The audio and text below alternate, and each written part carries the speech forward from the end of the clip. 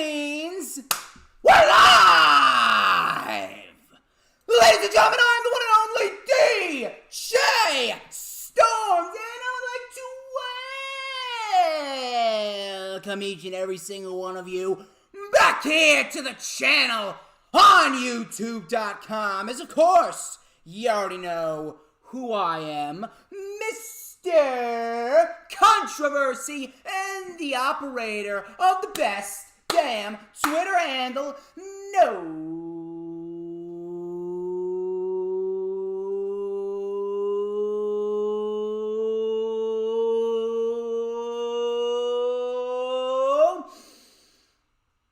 Wait for it.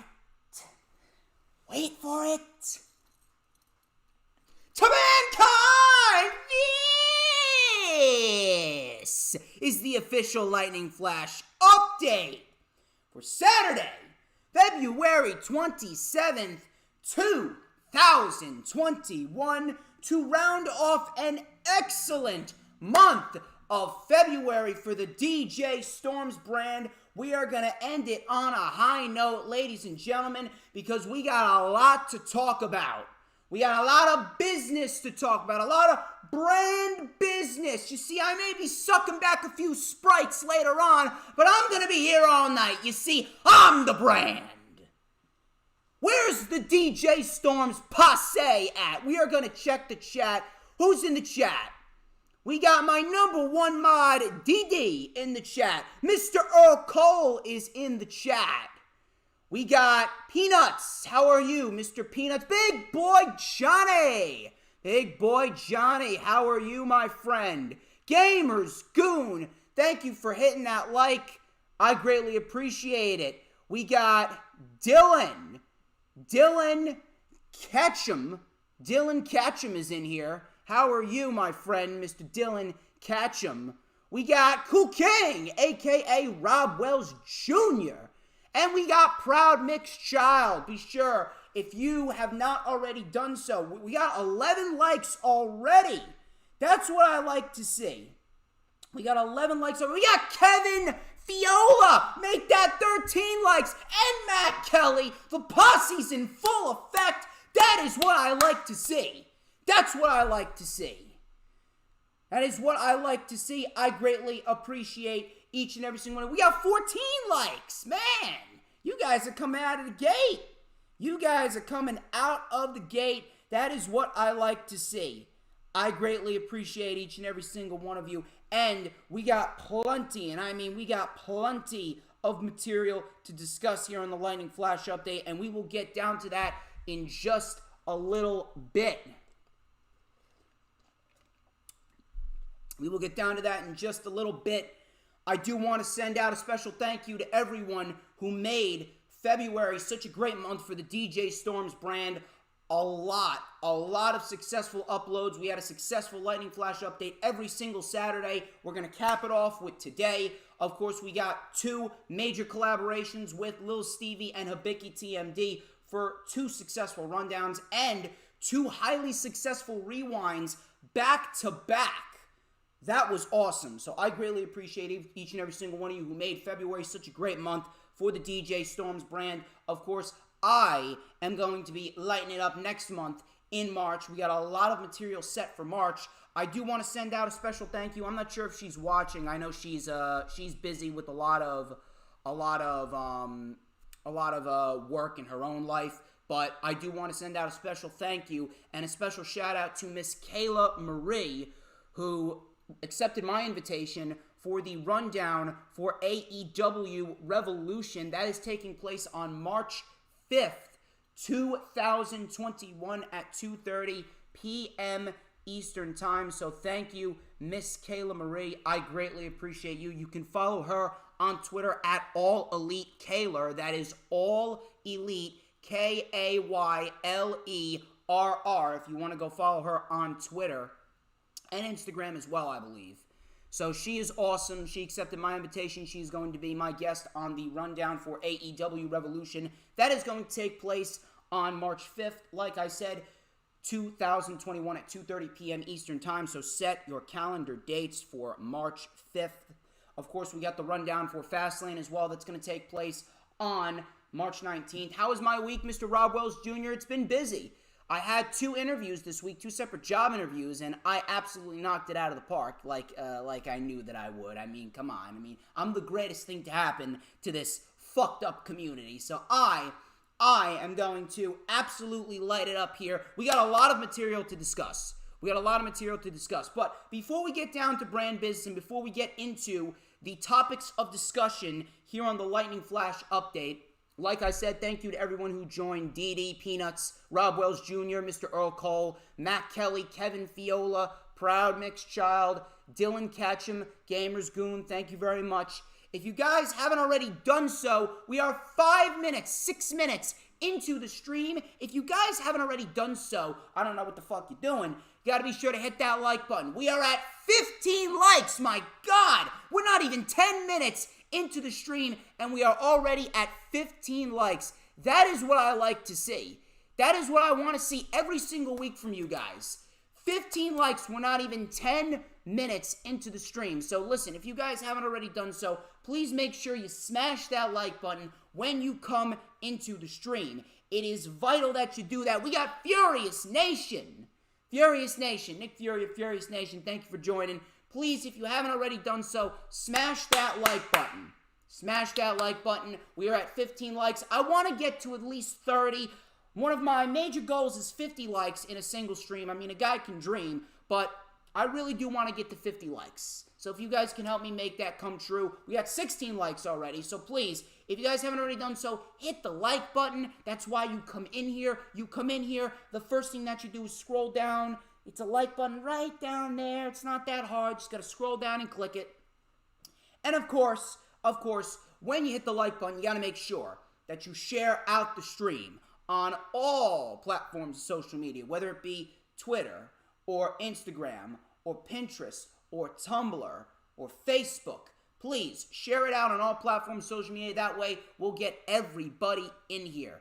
And I'm talking about your mothers, your fathers, your aunts, your uncles, your brothers, your sisters, your grandmothers, your grandfathers, your dogs, your cats, and especially your guinea pigs. Because the guinea pigs, man, I'm not sure what it is, but I read this study that guinea pigs apparently live longer when they watch DJ Storms. So if you have a guinea pig and you want to have a long, happy, healthy life with your guinea pig, you got to make sure that you bring your guinea pig on into the chat so that way I can give him that energy that he or she so desperately needs. So please, we need to get everybody in this chat. If you guys haven't already done so, please follow me on the Twitter sticks at HistoryMakerDJS. You'll find out why I am the operator of the best damn Twitter handle known to mankind. Follow me on Instagram at the DJ Storms. Of course, add me on Facebook for collaborations and business inquiries. Please send me an email. My email is, of course, StormsTakeOver@gmail.com. Like the official DJ Storms business page, and I may just send you an invite to join the official DJ Storms Posse group on Facebook. That is, all links are in the description, as well as the link for the rewind for WWE Elimination Chamber 2021. If you guys missed it, link is in the description. I dissect what was a fairly decent pay-per-view with a shit ending of The Miz becoming the WWE Champion. I mean, if you're legitimately happy that The Miz became the WWE Champion, there may be something mentally fucking wrong with you. But we'll talk about that once we get to the Raw portion of the review. And on top of that, I also got news on the WWE Championship title picture for WrestleMania, which we are going to dissect. Now, if you guys haven't already done so, I'm not sure why you haven't, you got to make sure that you hit the subscribe button. You got to make sure that you are subscribed to me. Because when you are subscribed to me, that means I grow, I expand, and I gain traction and notoriety. And that's exactly one of my goals here. So if you haven't already done so, I don't know why you're not subscribed. I mean, come on. It's one of the simplest things to do. And on top of that, if you haven't already subscribed, be sure to subscribe. And when you subscribe, you got to make sure you hit that notifications bell with a huge coup de grace. That way you will know whenever I pop up on YouTube. Because whenever I pop up on YouTube, it's the best time to be on YouTube. I mean, it's the only time you're going to get to see this glorious hyper chin strap combination and this beautiful mustache right here. Give me 1 second. Give me 1 second. I mean, it's not even a question. It's not even a question. Look at that. Look at that.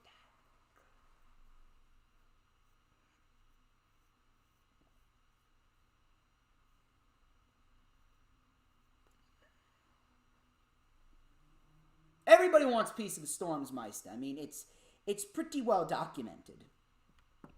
We had 17 likes so far. That's what I like to see. 17 likes, but can we get to at least, never mind, 18 likes. That is 18 likes, excuse me. We got 18 likes, actually. Can we get to at least, I don't know, I would say 25 likes. If we can get to 25 likes by the time we hit an hour on this stream, I would greatly appreciate it. So 25 likes is the goal by the time we hit an hour on this stream. And we got 17 people watching, so please be sure to hit that like button. It is vital. It is absolutely vital that you hit that like button. Absolutely vital. Everybody wants a piece of the Stormsmeister. You already know that. Thank you, everyone who joined. We got 18 people in the chat, 18 likes. We need more. Hit the like button. We need more likes. We need more likes. So, let's get to 25 likes by the time we hit at least an hour. Now then, I think it's time that we get into the news, rumors, and reports. So, please, people, keep the chat alive. I will check the chat. Do not worry. I will check the chat after the news, rumors, and reports. So please, keep it going. Keep it going. Thank you, Mr. Rabicki TMD. Thank you, Proud Mixed Child. Thank you, Hazel. I'm guessing that's how you pronounce your name, Hazel. Please hit that like button if you haven't already done so. 18 likes. We are looking to get to 25 at least by the time we hit an hour. So please share out the stream, all platforms of social media. Get the word out there. Now, let's get into the news, rumors, and reports, shall we? So, my first report comes from Mr. Dave Meltzer. And he explained in the latest edition of the Wrestling Observer newsletter, also, people are absolutely getting their panties in a bunch over his Wrestling Observer newsletter awards. Who cares? Who cares? If anything, those awards are accurate as fuck. If anything, the only reason that you have to be mad at those awards is the fact that they are facts. The Fiend, yes, The Fiend is the worst fucking gimmick on the planet right now in pro wrestling. And it has nothing to do with Bray Wyatt. It has everything to do with how WWE has booked him. So please, shut your mouth and get the fuck over it. If you're really getting so up in arms and so mad about The Fiend getting voted the worst gimmick, or you're getting mad about any awards that were given out by Dave Meltzer in the Wrestling Observer Newsletter Awards, you need to get a fucking grip, you need to get a fucking job, and you need to get a fucking life. Just point it out there. So, Dave Meltzer, my first report from Dave Meltzer, he reported that WWE has officially dropped the romance storyline involving Murphy and Aaliyah Mysterio. He stated, and I quote, "It was just an angle dropped. There's no backstory or behind-the-scenes story on it. I guess they had no idea where to take it, and thus dropped it." End quote. Now, I am not complaining that the storyline was dropped, because it was one of the most worthless storylines on WWE television. I don't really understand why you even elected to go forth with a romance angle between Aaliyah Mysterio and Murphy. It did nothing for either individual. It did nothing to enhance the show. It did nothing to generate interest in the show. SmackDown had been keeping the ratings afloat. SmackDown had been keeping the ratings afloat because of one man and one man only, and that's Roman Reigns. And that has to do with everything that Paul Heyman and Roman Reigns are doing, because that has no influence by Vince McMahon and Bruce Pritchard. Maybe they have an influence on who Roman Reigns faces, but in terms of storyline development and character booking, it is all Roman Reigns and Paul Heyman. But I'm glad the storyline was dropped. The only thing I'm pissed about is why Murphy's been off of television. I actually heard that he may be in Australia. And he's actually pretty frustrated. He's actually pretty frustrated from what I heard. I actually saw him tweeting out a couple of frustration tweets. So I don't really know why you're not utilizing Buddy Murphy.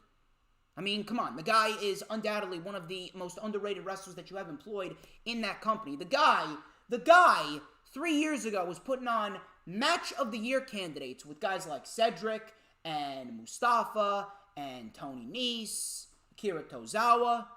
Guy was kicking ass. The guy was absolutely kicking fucking ass. And then you brought him over to SmackDown. You didn't use him for anything except for 3 matches with Ali, Bryan, and Reigns. And then all of a sudden, you move him to Raw, then you pair him with Rollins, and that pairing went absolutely nowhere except a 7, 8, 9 month long feud with the Mysterios that overstayed its fucking welcome. Should have ended at Payback. Should have ended at fucking Payback, but instead you elected to extend it 3 more months. So I don't really understand why you're not utilizing Buddy Murphy when you got a solid mid-card and you could actually move some individuals from the mid-card up to the main event scene, because Roman's going to need some challengers after WrestleMania. Outside of maybe Cesaro and Big E, Roman does not have any challengers after Mania. So you might want to build some individuals up. You can play off the history that Roman and Buddy Murphy have. I would definitely wouldn't mind that. Just an idea.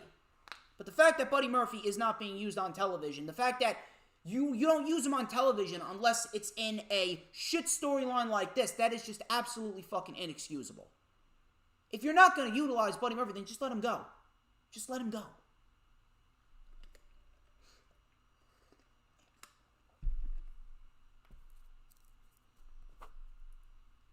Moving on. WrestleVotes. WrestleVotes, of course, has been a very prominent news source in the IWC. WrestleVotes provided an update on the WWE Championship title picture going into WrestleMania. They tweeted out on Monday morning, and I quote, "It's that time of year. Lots of misinformation between sources, which happens around WM. However, from source, WWE title match, The Miz is not scheduled to be involved. As of now, Bobby Lashley is." End quote.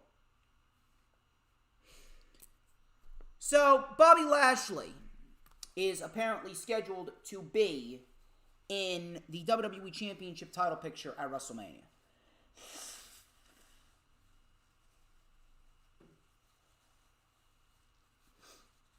Now, I think that we pretty much all know where it's going. We pretty much all know where it's going.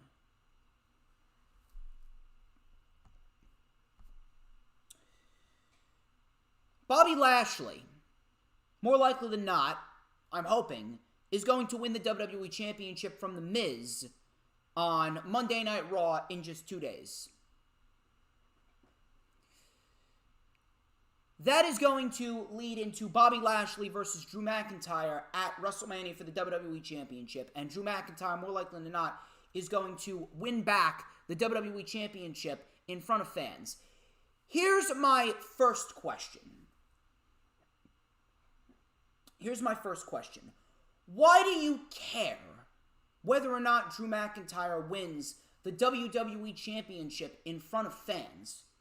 I have looked up and down my social media timeline in the last year, and I have not heard one complaint. I have not heard one person up in arms. I have not seen one singular thread complaining that, oh my God, Drew McIntyre needs to get a moment in front of fans. He needs to win the WWE title in front of fans. I have not heard one singular person complain about Drew McIntyre not getting a moment in front of fans. Nobody gives a shit whether Drew McIntyre wins in front of fans or not. So if they don't give a shit, why do you give a shit? Why is your priority to get Drew McIntyre a big win in front of fans? Why is your priority to get Drew McIntyre some type of coronation in front of live human beings when nobody even cares? Why not continue to build on Drew McIntyre's momentum? You know, the momentum that you fucked up when you had him lose the title to Randy Orton at Hell in a Cell, and then you needed to rebuild that momentum. And then I got people on social media, and some people I actually consider friends, telling me The Miz winning the WWE Championship was a good decision, and oh my God, whether you love him or you hate him, The Miz winning the WWE Championship got people talking. That was their goal. What goal? What goal? This company doesn't have any goals. This company has no goals, they have no plans, and they have no care. How can you have goals if you don't have any care to begin with? This company doesn't give a shit what they put out. And I've stated before, it all goes back to the motherfucking Peacock deal. The WWE right now with this Peacock deal is sitting on a very nice, hefty cushion of cash. They can do whatever they want. They're making record-breaking profits. They have record-setting profits right now. They don't give a shit what they put out. They could literally take referee John Cohn's son Nicholas, have him beat Roman Reigns, and the company will still be afloat. Why? Because Vince McMahon, like I said, may be the smartest fucking businessman walking the planet today. The company will make money despite themselves, and they don't give a shit what happens on Raw or SmackDown. They don't care. You see, what their priority should have been was continuing Drew McIntyre's momentum going through WrestleMania and continuing to build on his credibility. Here's what I don't understand. It should have been Edge versus McIntyre, and it should have been Bryan and Reigns. Edge versus McIntyre should have been the WWE Championship match at Mania, period. Edge and Roman will do nothing to enhance either man. But you elected to go with Edge and Roman. The entire WWE Championship title picture is last minute. I think anyone can figure that out. A motherfucking infant can figure that out. But here's what I want to know. This was a last minute decision. I get it. But, again, I'm going to ask this question. Does nobody fucking think? Does nobody think? Nobody cares whether or not Drew McIntyre gets a big coronation in front of fans or not. Nobody gives a shit. You should have continued McIntyre's momentum. I don't understand why you didn't just keep the title on McIntyre. I don't understand. I don't understand why you didn't just keep the title on McIntyre. Why couldn't you have had Drew McIntyre retain the title against The Miz in that impromptu cash-in at Elimination Chamber? If Bobby Lashley versus Drew McIntyre was ultimately going to be the endgame, which more likely than not it is going to be the endgame, why didn't you just keep the title on Drew McIntyre? You still could have done the Elimination Chamber, you still could have done the Bobby Lashley attack, you still could have done the Miz cash-in, but the Miz would have failed. McIntyre would have retained the title against the Miz. That way he would have looked strong and dominant. He would have looked like a beast going through the Elimination Chamber and retaining the title against the Miz. That way you have a strong, dominant challenger and a strong, dominant champion. McIntyre wants revenge on Bobby Lashley for nearly fucking him over at the Elimination Chamber. Bobby Lashley wants the WWE Championship. McIntyre gives Bobby Lashley the WWE Championship match at WrestleMania so that way he can get his hands on Bobby Lashley. And boom, two strong, dominant people going at it at WrestleMania for the WWE Championship. But instead, we got this dynamic where Drew McIntyre is fighting up this big mountain to try and get the WWE Championship again. Meanwhile, we've already seen this storyline with Brock Lesnar last year. The dynamic of two strong, dominant individuals fighting for the WWE title, if McIntyre would have kept the title at Elimination Chamber and retained against The Miz, that would have been a much better dynamic going into WrestleMania if Lashley versus McIntyre was ultimately the endgame. But now we got to sit through two irrelevant championship title reigns, one with The Miz, holding it for 8 days. The other with Bobby Lashley holding it for not even 45 days. And I'm going to say this again. Transitional championship title reigns, they need to be done away with. Transitional champions are one of the most outdated things in pro wrestling right now. There's a lot of things. There's a list of things in pro wrestling that needs to die. Weddings in pro wrestling need to die. Mid-match interferences need to die. Champions losing on television need to die. In non-title matches, they need to die. You can add transitional champions to that list. A transitional champion does absolutely nothing. If you are not going to give an individual a legitimate reign with the championship, then don't bother giving them the championship. A championship title reign in this modern era should not see a day under 100 days. 3 title defenses, bare minimum. That is more than enough time, and it gives the individual a decent amount of time to actually show us what they can do with the championship. If you are not going to invest and you are not going to give someone a legitimate championship title reign, 100 days, 3 title defenses, bare minimum, don't give them the championship. Transitional title reigns and transitional champions need to die. Unless it is absolutely necessary, like what they did with Cody, and they took the title off of Brody Lee to give it back to Cody because of Brody Lee's health. Unless it is absolutely necessary and it has to do with some outside factor outside of pro wrestling, like health or an injury, transitional champions should not exist. Transitional champions should not exist. A title reign should not be less than 100 days in this modern era. Transitional title reigns devalue the championship and the individual that's holding the championship. It makes him seem like a one-hit wonder. Now we got to sit through an 8-day irrelevant championship title reign by The Miz, and then an irrelevant 40-day championship title reign by Bobby Lashley just to get it on Drew McIntyre again for a 3rd time, and then you got to start a 3rd time with Drew McIntyre. And based on the last 2 times, you fucked up the 1st time, you fucked up the 2nd time. How many people are going to care the 3rd time? How many people are going to care the 3rd time? Because they already know what they're getting with Drew McIntyre. WWE fucked up the first 2 times. Why should we invest in a 3rd time with Drew McIntyre as the WWE Champion when we know WWE's more likely going to fuck it up? McIntyre should have never lost the WWE Championship if Lashley versus McIntyre was going to be the endgame at WrestleMania. And then I hear some people saying that Brock Lesnar could very well come back. We could get a triple threat match between Brock Lesnar, Bobby Lashley, and Drew McIntyre. Now, as far as that match goes, now that match would be fine. That match would be fine in terms of an in-ring perspective. In terms of an in-ring perspective, Lashley, Lesnar, and McIntyre would be better than just a match with Lashley and McIntyre. From an in-ring perspective, I am not against that. But you need to remember something here. This is WWE we're talking about. And I think we all know WWE's track record with Brock Lesnar and World Championship title matches.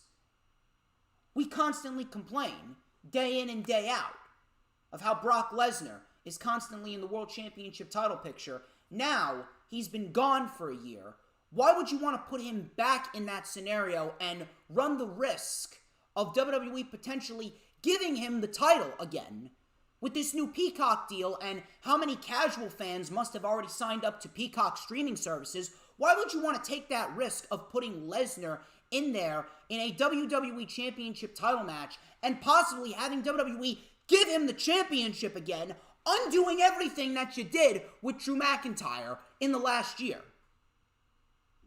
I'm not saying that Lesnar, Lashley, and McIntyre would be a bad match. I'm not saying that it's not WrestleMania worthy. It's absolutely WrestleMania worthy. But knowing WWE's track record with Brock Lesnar and World Championship title matches, I don't understand why anyone would want to take that risk. I don't understand why you would want to take that risk of putting Lesnar in there. For all we know, WWE would absolutely give Lesnar the championship again. That's what you want? You want to run the risk of WWE possibly giving Lesnar the championship again? I'm not saying it'll be bad because of the match itself, but in terms of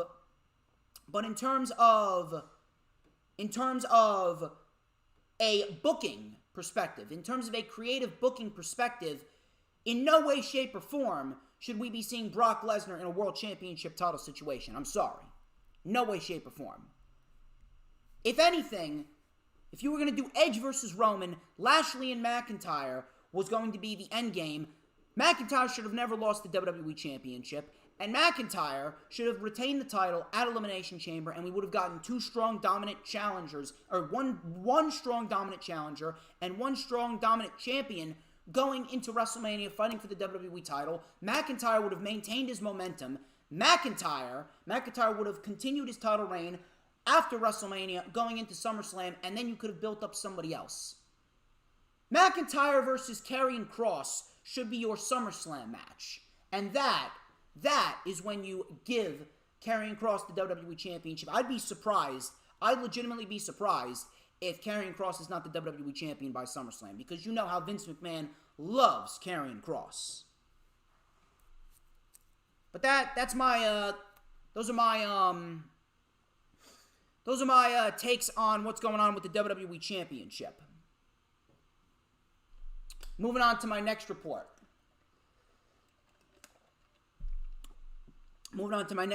I will check the chat after the news, rumors, and reports are done. So, we got a report with former WWE Tag Team Champion Davey Boy Smith Jr. He's rumored to return to the WWE as an active in-ring competitor. Speaking to the Metro, Smith Jr. revealed COVID-19 is to blame for having not returned already.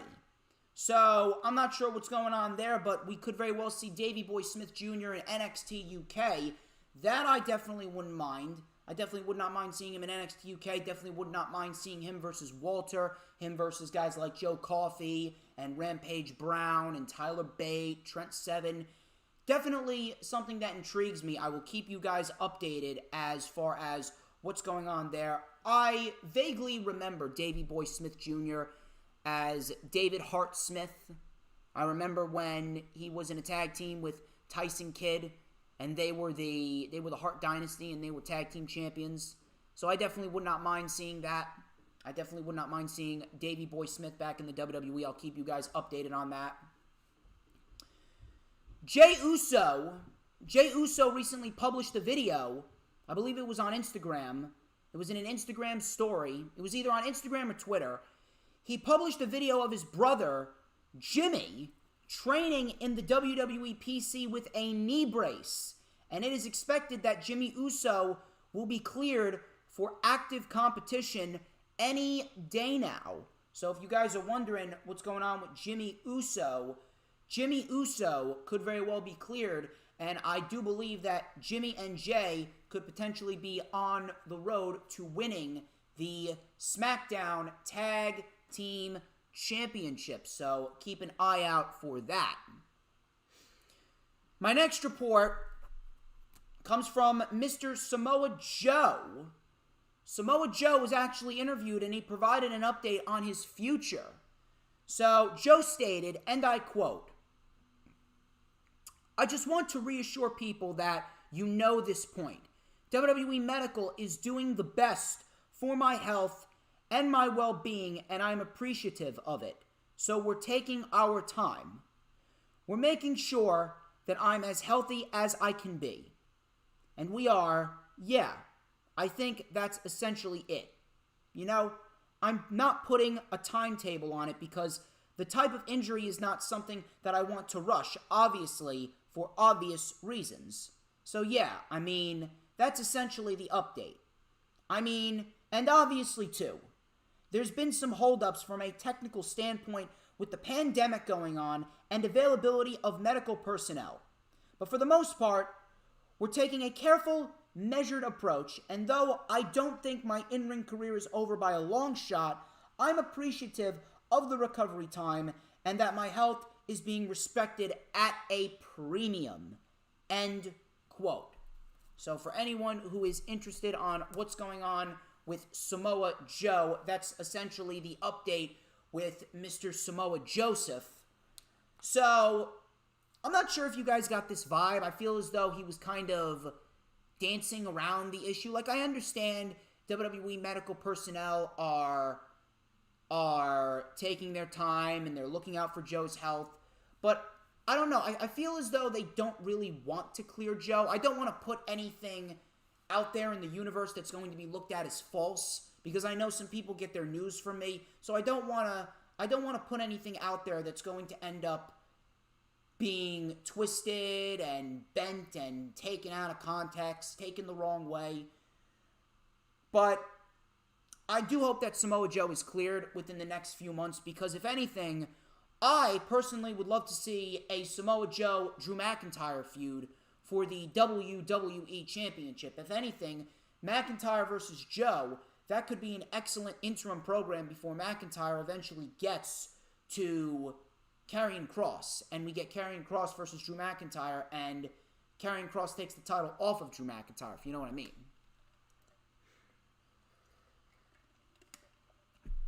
So that's the update on Samoa Joe. I will keep you guys updated on anything else regarding Mr. Samoa Joe. Moving on to my next report. Dave Meltzer of Wrestling Observer Radio, he stated that as of now, WWE officials like Damian Priest, and they plan on protecting him at least through WrestleMania. However, Dave Meltzer added that there is a chance Vince McMahon may give up on him soon and end his push. It is also being rumored that Damian Priest and Bad Bunny will face The Miz and John Morrison at WrestleMania. What did I say? I think it was last week. Yeah, I think it was last week. What did I say last week? What did I say last week? Oh yeah, that's right. I mentioned to not get excited about any report stating that WWE officials are high on Damian Priest. Dave Meltzer added there is a chance Vince McMahon may give up on him soon and end his push. Yeah, like we didn't know that was going to happen. Like we didn't know that was going to happen. Guarantee you right now that Damian Priest is merely being used in this partnership with Bad Bunny, and then after Bad Bunny leaves, Damian Priest, he's going to be doing exactly what Keith Lee is doing. He's going to be doing nothing. Same thing as Matt Riddle. He's going to be a loser. He's going to be a joke. He's going to be nothing more than a comic relief character. Guarantee you that after Bad Bunny's gone, and after this Miz Morrison Bad Bunny storyline is over with, Damian Priest is going to be doing the same thing that Humberto Carrillo and Drew Gulak and fucking Akira Tozawa are doing. He's going to be chasing around the 24/7 title. Hell, I wouldn't even be surprised if Damian Priest ends up winning the 24/7 title from Bad Bunny. I told you, do not get excited. Do not trust them. Damian Priest, guarantee you, he is going to suffer the same fate as Keith Lee, Matt Riddle, Angel Garza, Aleister Black, Andrade, and the list goes on and on. The list goes on and on. It is absolutely fucking terrible.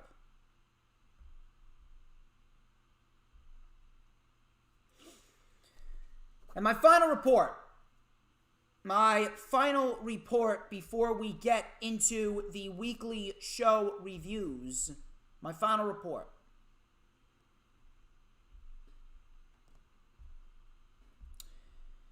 Dave Meltzer. Dave Meltzer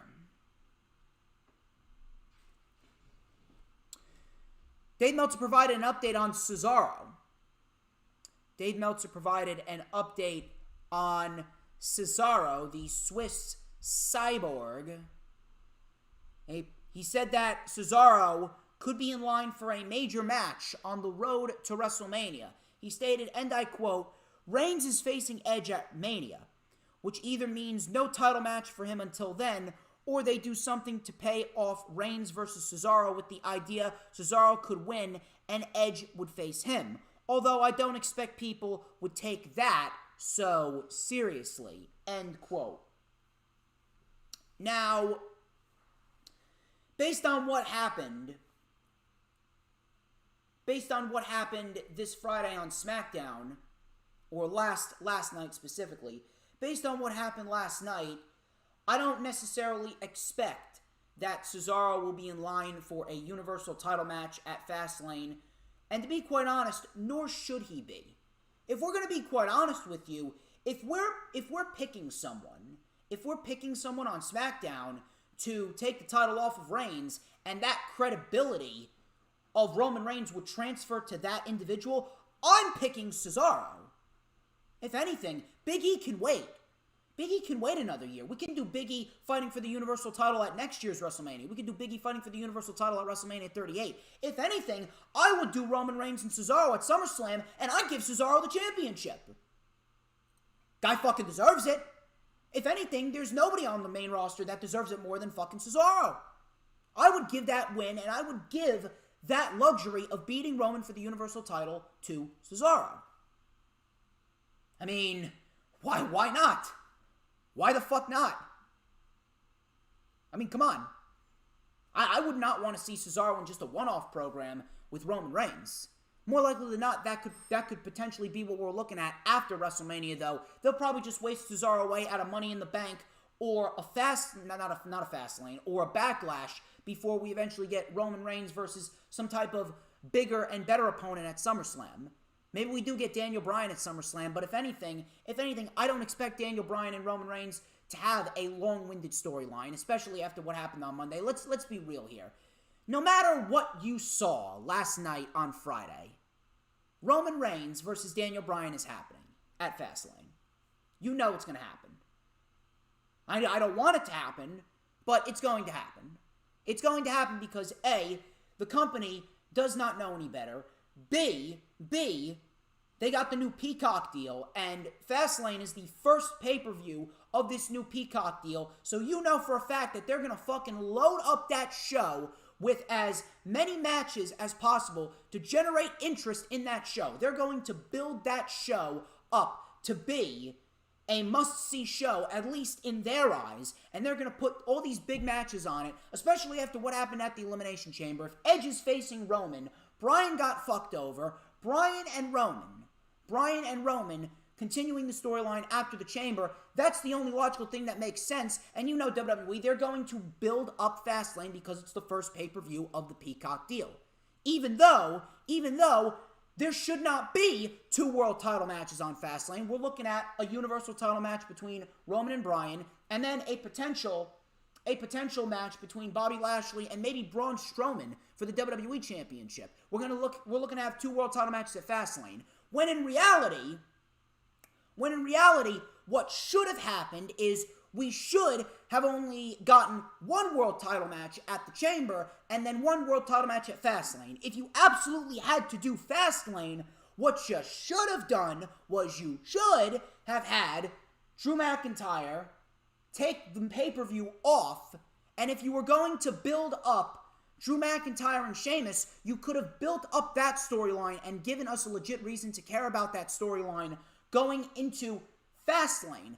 Fastlane should have had the marquee match of McIntyre and Sheamus for the WWE Championship. Roman could have defended the title at the Elimination Chamber against Shinsuke Nakamura because Nakamura got fucked over in the Gauntlet match. That would have given Roman an easy out for the Chamber. He didn't need to defend the title at Fastlane. Then we would have gotten 2 Elimination Chamber matches. We would have gotten the SmackDown Chamber with Bryan winning. He would have gone on to face Roman at Mania. And then a Raw Women's Elimination Chamber to make the Raw Women's title feel important. Then Edge would have chosen McIntyre. We would have gotten Edge and McIntyre at WrestleMania, Bryan and Roman at WrestleMania. But of course, they didn't do that.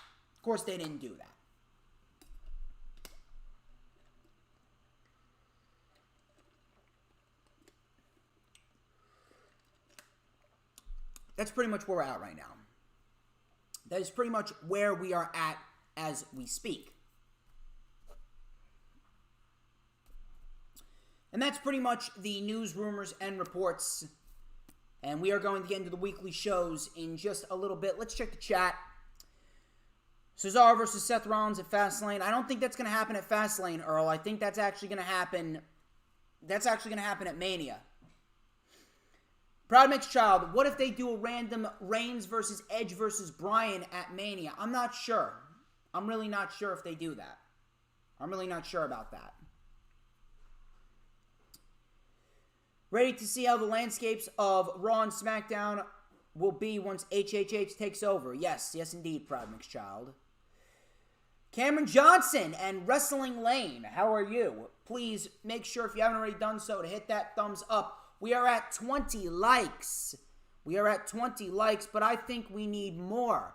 I want you guys to share out the stream because we want to get more likes. We want to get some more likes, people. Let me see what I can do. Let me share out the stream to a couple more people. Share out the stream to a couple of more people. Get them in here.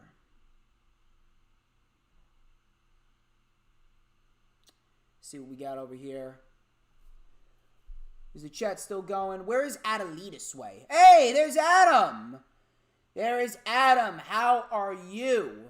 Adam, if you haven't already done so, hit the like button. Hit the like button, baby.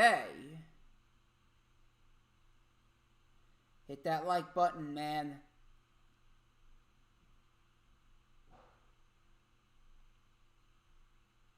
Share them out to a couple of more people. Now, we are going to discuss the weekly shows. Yes, Earl, AEW was great. We will talk about that later on. Thank you very much, Dee Dee, for sharing.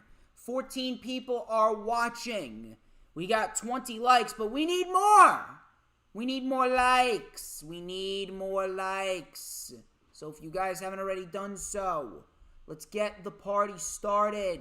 Come on, we got to keep this party going, actually. The party's already started. If people are just joining now, man, they are late. They are late. So I need y'all to share out the stream. Share out the stream. We got plenty of more to talk about. And we are going to get into the weekly show reviews. We are going to get into the weekly show reviews. We're going to talk about the AEW Women's World Title Eliminator. We saw the next set of matches on Monday before Monday Night Raw. So if you guys missed it, I have your results right here. And this section of the World Title Eliminator was actually much better than the last section. No happy-go-lucky bubbly shit from the Japanese kawaii people. So we actually got some serious, straightforward wrestling here.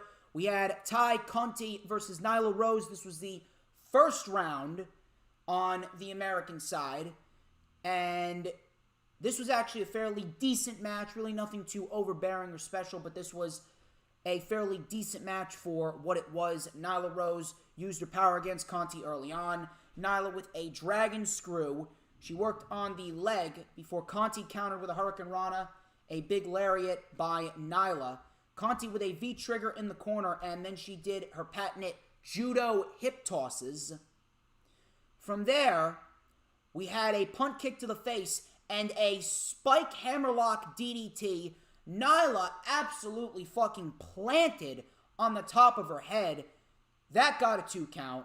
They started exchanging chops. Conti then slapped Nyla. Nyla then exposed the turnbuckle. Aubrey didn't allow her to toss Conti into the turnbuckle. Conti rolled up Nyla for a 2 count. Conti was then draped over the ropes, tossed over the ropes, stomach first onto the stage. Nyla then with a Death Valley driver on the stage. Conti was still able to kick out, but that did not stop Nyla Rose from hitting the Beast Bomb, and Nyla Rose advanced in the tournament courtesy of the Beast Bomb. Decent match, nothing too special, but Ty Conti is coming along very, very nicely. Very, very impressed with what Nyla Rose can do, and that was pretty much that for this match. Next, we got the Japanese side. It was Yuka Sakazaki versus Emi Sakura. This was the semifinals on the Japanese side, and this was probably the best match of the entire show. This went about 1 hour. the entire show, like an hour and 2 minutes, and this was probably the best match out of the 4 matches that they showcased. Yuka and Emi, they matched up very, very well together. Emi Sakura, let me tell you something. Emi Sakura, she was terrible the last time that we saw her, but now she actually worked very, very, very well here. This was a very, very, very good match. Yuka Sakazaki, of course, we already know Yuka Sakazaki can go. Yuka Sakazaki, when given the opportunity, she is very, very good in the ring. Yuka with a slingshot senton to the floor on Sakura. Sakura with a crossbody sending Yuka to the floor. Sakura then with a rolling surfboard stretch. Yuka was able to fight out of it. We had a rising knee strike, a diving back elbow, and then a Northern Lights bomb, a cross-legged calf crusher. Sakura was able to get to the ropes. We had a tightrope walking dropkick by Yuka for a 2. Sakura with a corner crossbody and a Vader bomb for a 2. Yuka Sakazaki with a seated senton and a Hurricane Rana for a 2. Emi with the backbreaker and a twisting Vader bomb for a 2. We had an airplane spin facebuster by Yuka Sakazaki. Emi with the Dragon Sleeper, but Yuka got to the ropes. Yuka then with the Crucifix Bomb for the win. And Yuka Sakazaki wins a very, very, very good match here with Emi Sakura. Yuka Sakazaki goes to the finals, rightfully so. I expected Yuka Sakazaki to win this. Yuka Sakazaki, if anything, could win the overall tournament, and I definitely would not mind seeing Yuka versus Shida. That should be an interesting matchup. And undoubtedly, it was the best match of this particular section of the women's tournament. We then had Aja Kong versus Ryo Mizunami. This was another semifinal match on the Japanese side. Another semifinal match on the Japanese side. Kong's knee was the main focus of Ryo Mizunami. We had a Dragon Screw. We had a Famouser on Kong for a 2. Ryo Mizunami's not bad, but Aja Kong, she just looks like the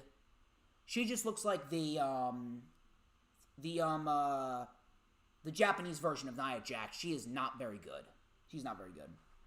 So, we had a head and arm triangle choke, but Kong was able to get to the ropes. Big lariat by Kong for a 2. Diving leg drop by Mizunami for a 2. Leg drop to Kong's head.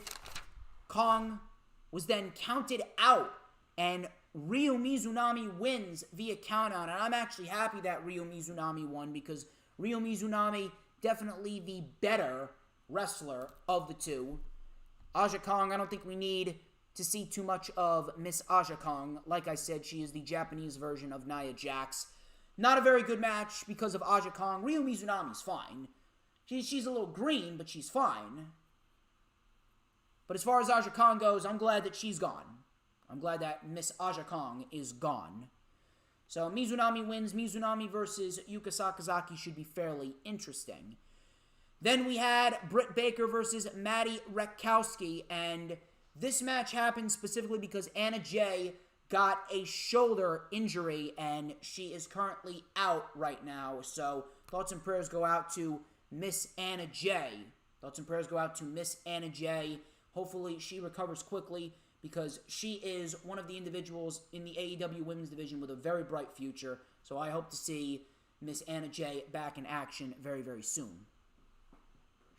So Britt Baker, she just absolutely dissected Maddie Rakowski. This went about 5 minutes. Britt Baker won with the lockjaw, and Britt Baker advanced in the tournament. That was pretty much it. Standard showcase match for Baker. And we move on to the Dynamite special of the week, where we saw Britt Baker versus Nyla Rose, which we will talk about later on.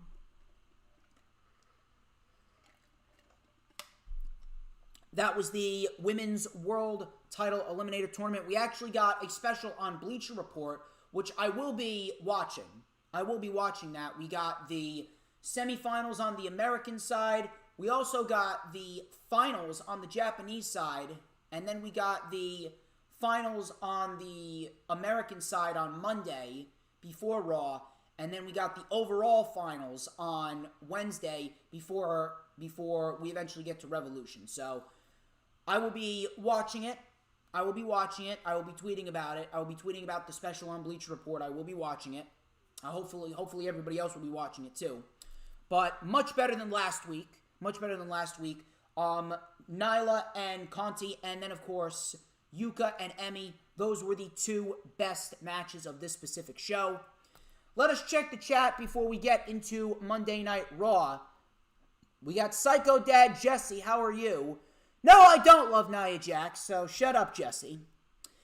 Mr. K9. K9, how are you? Great to see you. We got 23 likes. 23 likes. That's what I like to see. That's what I like to see. If you guys can get me to 30 likes, I would greatly appreciate it. So far, we got 23 likes. Please, please, please, if you haven't already done so, hit the like button. You are not going to want to miss a single moment of what we are talking about next, because we are talking about Monday Night Raw, and my, oh my, do I got some shit to say about Monday Night Raw. My, oh my, you are not going to want to miss a single moment of this. So please, please, please, share it out. Get everybody in here, because now we about to rip Monday Night Raw a new asshole. Proud Mixed Child is calling Nia Jax Nia Flapjacks. I think she's been eating too many flapjacks, to be quite honest. I think she's been eating too many flapjacks, to be quite honest with you. Too insensitive? I don't give a shit. We got, Earl Cole, Anna is going to be out for at least 6 months, so prayers go out to Miss Anna J. Prayers go out to Miss Anna J. Where's the dips and chips for this party, says Mr. Earl Cole. I'm trying. Yeah, I got a nice ice cold beverage right here. I mean, yeah, I know that you're going to be cooking, Earl. What are you going to be cooking? You're going to be cooking some fried rice? I could use some of that. I could use some of that fried rice.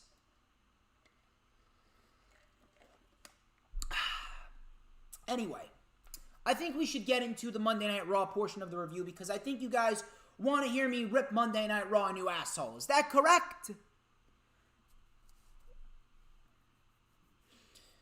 So Jesse wants to say something, so go ahead, say something, Jesse. Then we'll get into the Raw portion of the review. Like the Fuse rant time. Oh, you know. You already know, Proud Mixed Child. You already know. So, Monday Night Raw. Monday Night Raw. I don't really think I need to elaborate too much on Monday Night Raw. I mean, I'm going to elaborate on Monday Night Raw regardless, because that's just what I do. But Raw sucked. Raw absolutely fucking sucked. Raw absolutely fucking sucked. We had John Morrison. Or as Corey Graves called him, Johnny Drip Drip. So John Morrison kicked off the show, and he introduced the new WWE Champion, The Miz.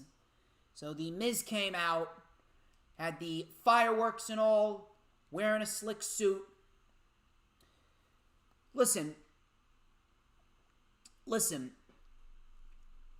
I shit on The Miz all the time, because The Miz is just a dead character. The Miz is just a dead character, but I will say he looks good in a suit. He looks good in a suit and tie. Although I look better in a suit and tie. Just pointing that out there. So Miz came out, suit and tie. He welcomed everyone to Miz TV. And in case people haven't realized it, The Miz is fucking terrible.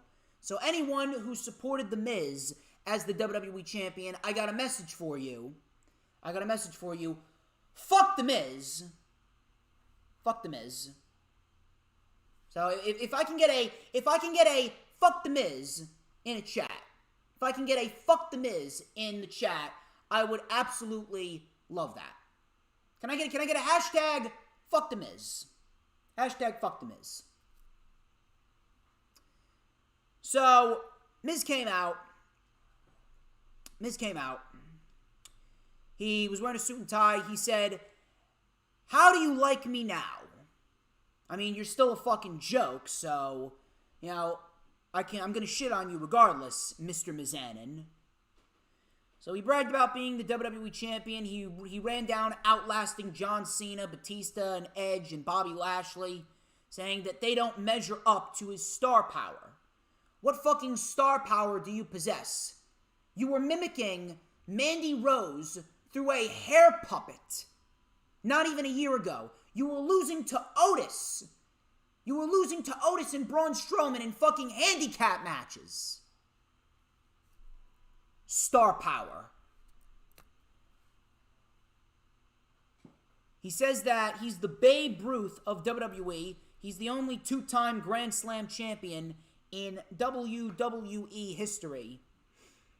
Of course, they do the correct line. They do the correct line. God fucking help us. So they could, correct. Was this a waste of fucking time? Correct.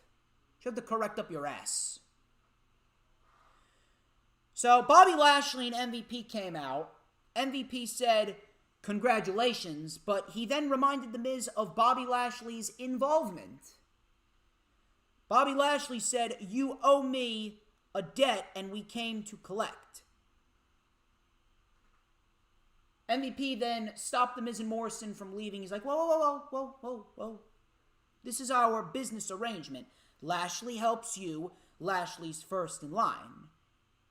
Miz goes, I did promise you a title match, but I never said when. I got talk shows, interviews. So Miz trying to come up with any fucking excuse in the book. So MVP reminded The Miz that, you had enough time to mention Lashley's name. You had enough time to mention Lashley's name in those list of names that you were running down. So Miz was then grabbed by his suit and tie. Miz was then grabbed by his suit and tie by Bobby Lashley, and he said, we had a deal. You got 1 hour to come to your senses and give me what I want, or else you're going to be starring in a new reality series called How Lashley Sent Me to the Emergency Room. One way or another, I'm going to take the WWE title and I'm going to beat the life out of you. It's going to be painful, merciless, and awesome. And that was that. So, that was pretty much that. The Miz is an absolute waste of space. And if anyone is saying that The Miz as WWE Champion is a good decision, you are an absolute fucking retard. And I don't care what anyone says. It is factual information. The Miz is terrible. The Miz is a dead character. The Miz is a waste of space. And The Miz is undoubtedly one of the worst representations for the WWE Championship going into WrestleMania 37. So, at the end of the day, you do not get to utter a single fucking word about pro wrestling. Bobby Lashley, however,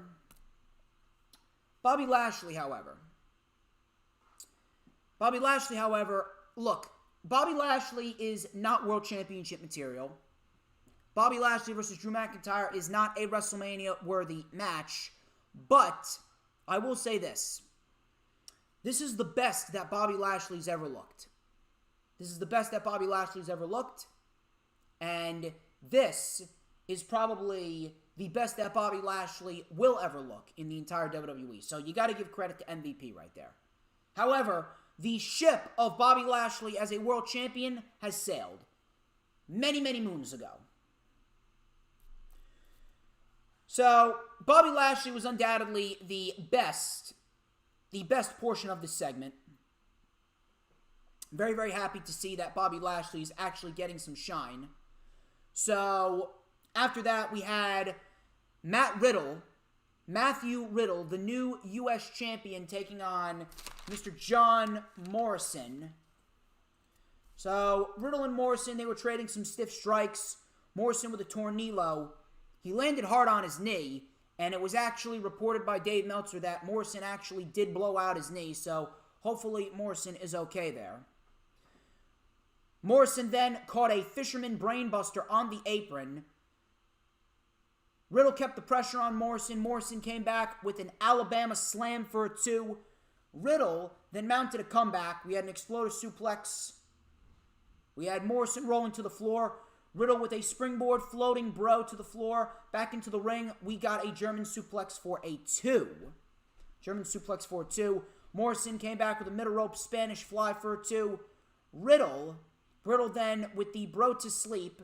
Morrison hit a super kick. And then he hit a running knee, but Riddle was able to kick out. Then we had Morrison going for Starship Pain, but Riddle reversed it. He locked in the bro Derek. Riddle hit the bro Derek, and Riddle pinned John Morrison for the win. This was probably the best thing on the show. Probably the best thing on the show. Good match. Good match. Really nothing that we haven't seen before, but it was a good match. And listen, as far as Matt Riddle goes, I want to be happy. And to a certain extent, I am. I want to be happy for Matt Riddle now that he's the U.S. champion, but, I mean, come on, you are a complete fucking idiot. You really are a complete fucking idiot if you're going to tell me that WWE actually had plans for Matt Riddle as the United States champion. Matt Riddle is the United States champion because of 2 reasons. Number 1, because they gave up on Keith Lee. And number 2, because they needed a last-minute replacement for the WWE Championship title match at WrestleMania. So they inserted Bobby Lashley into the WWE Championship title picture, and boom. We're going to get Lashley and McIntyre more likely than not. That's the only reason why Matt Riddle is the United States champion. They had no plans for Matt Riddle as the United States champion. Again, they have no care. Who does Matt Riddle even face at WrestleMania? If anything, the only guy that is legitimately built up enough, and the only guy that doesn't have anything going on, is AJ Styles. So if anything, we could be looking at AJ Styles versus Matt Riddle for the U.S. title at WrestleMania, which I don't necessarily would mind. I wouldn't necessarily mind that, but at the end of the day, you know, how long does this really last for Matt Riddle? I'd say not long. Good match. I'm happy for Riddle, but at the end of the day, I don't see this lasting very long. If WWE really wanted to invest in a Matt Riddle U.S. title reign, then they wouldn't have booked him like jack shit for God knows how long. New Day. New Day. New Day versus Retribution. This was T-Bar and Mace versus the New Day, a.k.a. T-Balls, and Disgrace. T-Balls and Disgrace. I want you to listen to this. This match went I'm not sure if you caught on to this, but this match went 3 minutes. T-Bar and Mace were literally dissecting Kofi this entire match. And Kofi didn't even tag in Woods. Kofi was being dissected by Retribution. Kofi did all but 2 moves. Both of them were Trouble in Paradise, one to T-Bar and one to Mace. T-Bar and Mace did not take any offense up to that point. The match went 3 minutes.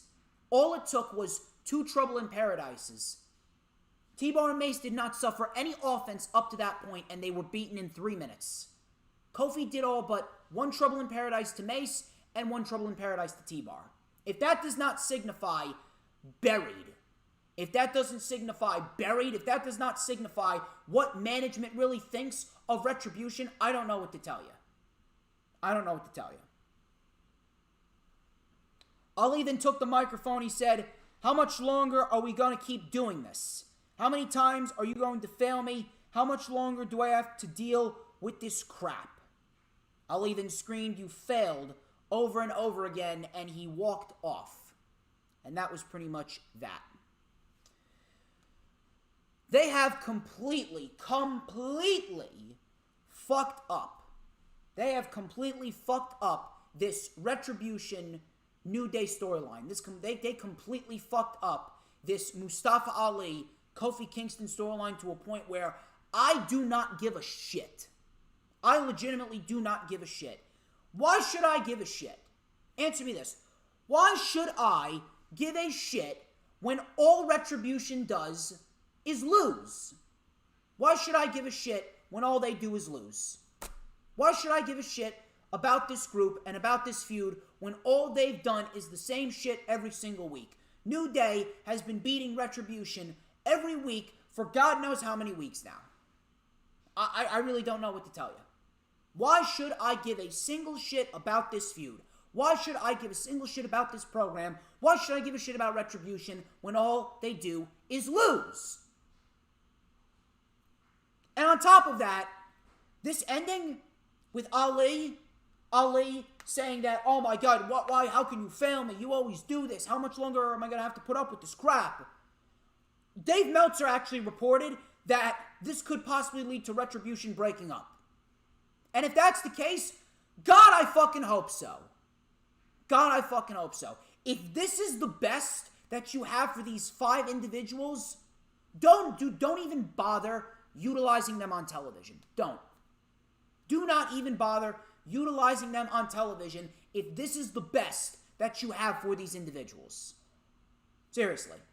Ali was better off in catering for the first 7 months of 2020 than he is right now. There, I said it. Enough is enough. If this is the best that you have for these individuals, I swear to God, I hope this leads to the group disbanding. Because this is just fucking embarrassing. Retribution should have never even been an idea that made it past the initial creative papers. Whoever came up with Retribution, I would have fired on the spot. Whoever pitched this idea. Enough is enough. Disband the group.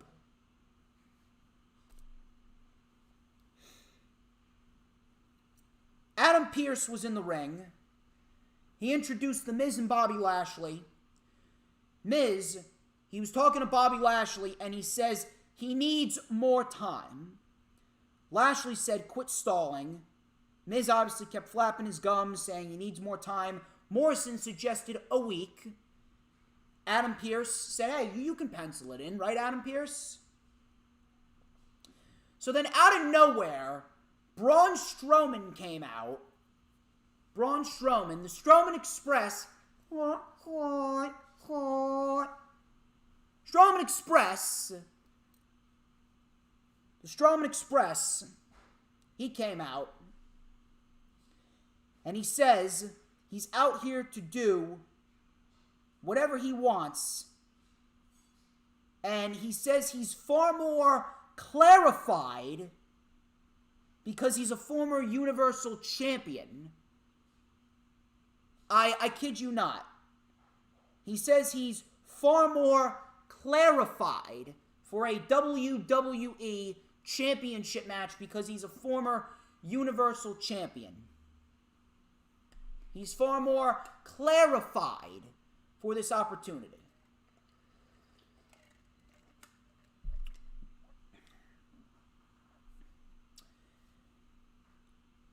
Man, Shane McMahon's comments to Braun Strowman after this line, man, did they fit the mold perfectly? Man. Hey, Braun, what did you get in language arts? You went to school, right, Braun? What was your grade? What was your grade in language arts in grammar school? Just asking. Because apparently, you're far more clarified for a Universal Championship title opportunity. Really. If anyone can find Braun Strowman's transcript for grammar school, I would love to fucking see. I don't know what the fuck is going through this guy's head, but my God, he really does have more brawn than brains. No pun intended there. So Shane McMahon then came out, and he says, we're going to clarify this we're going to clarify this for you.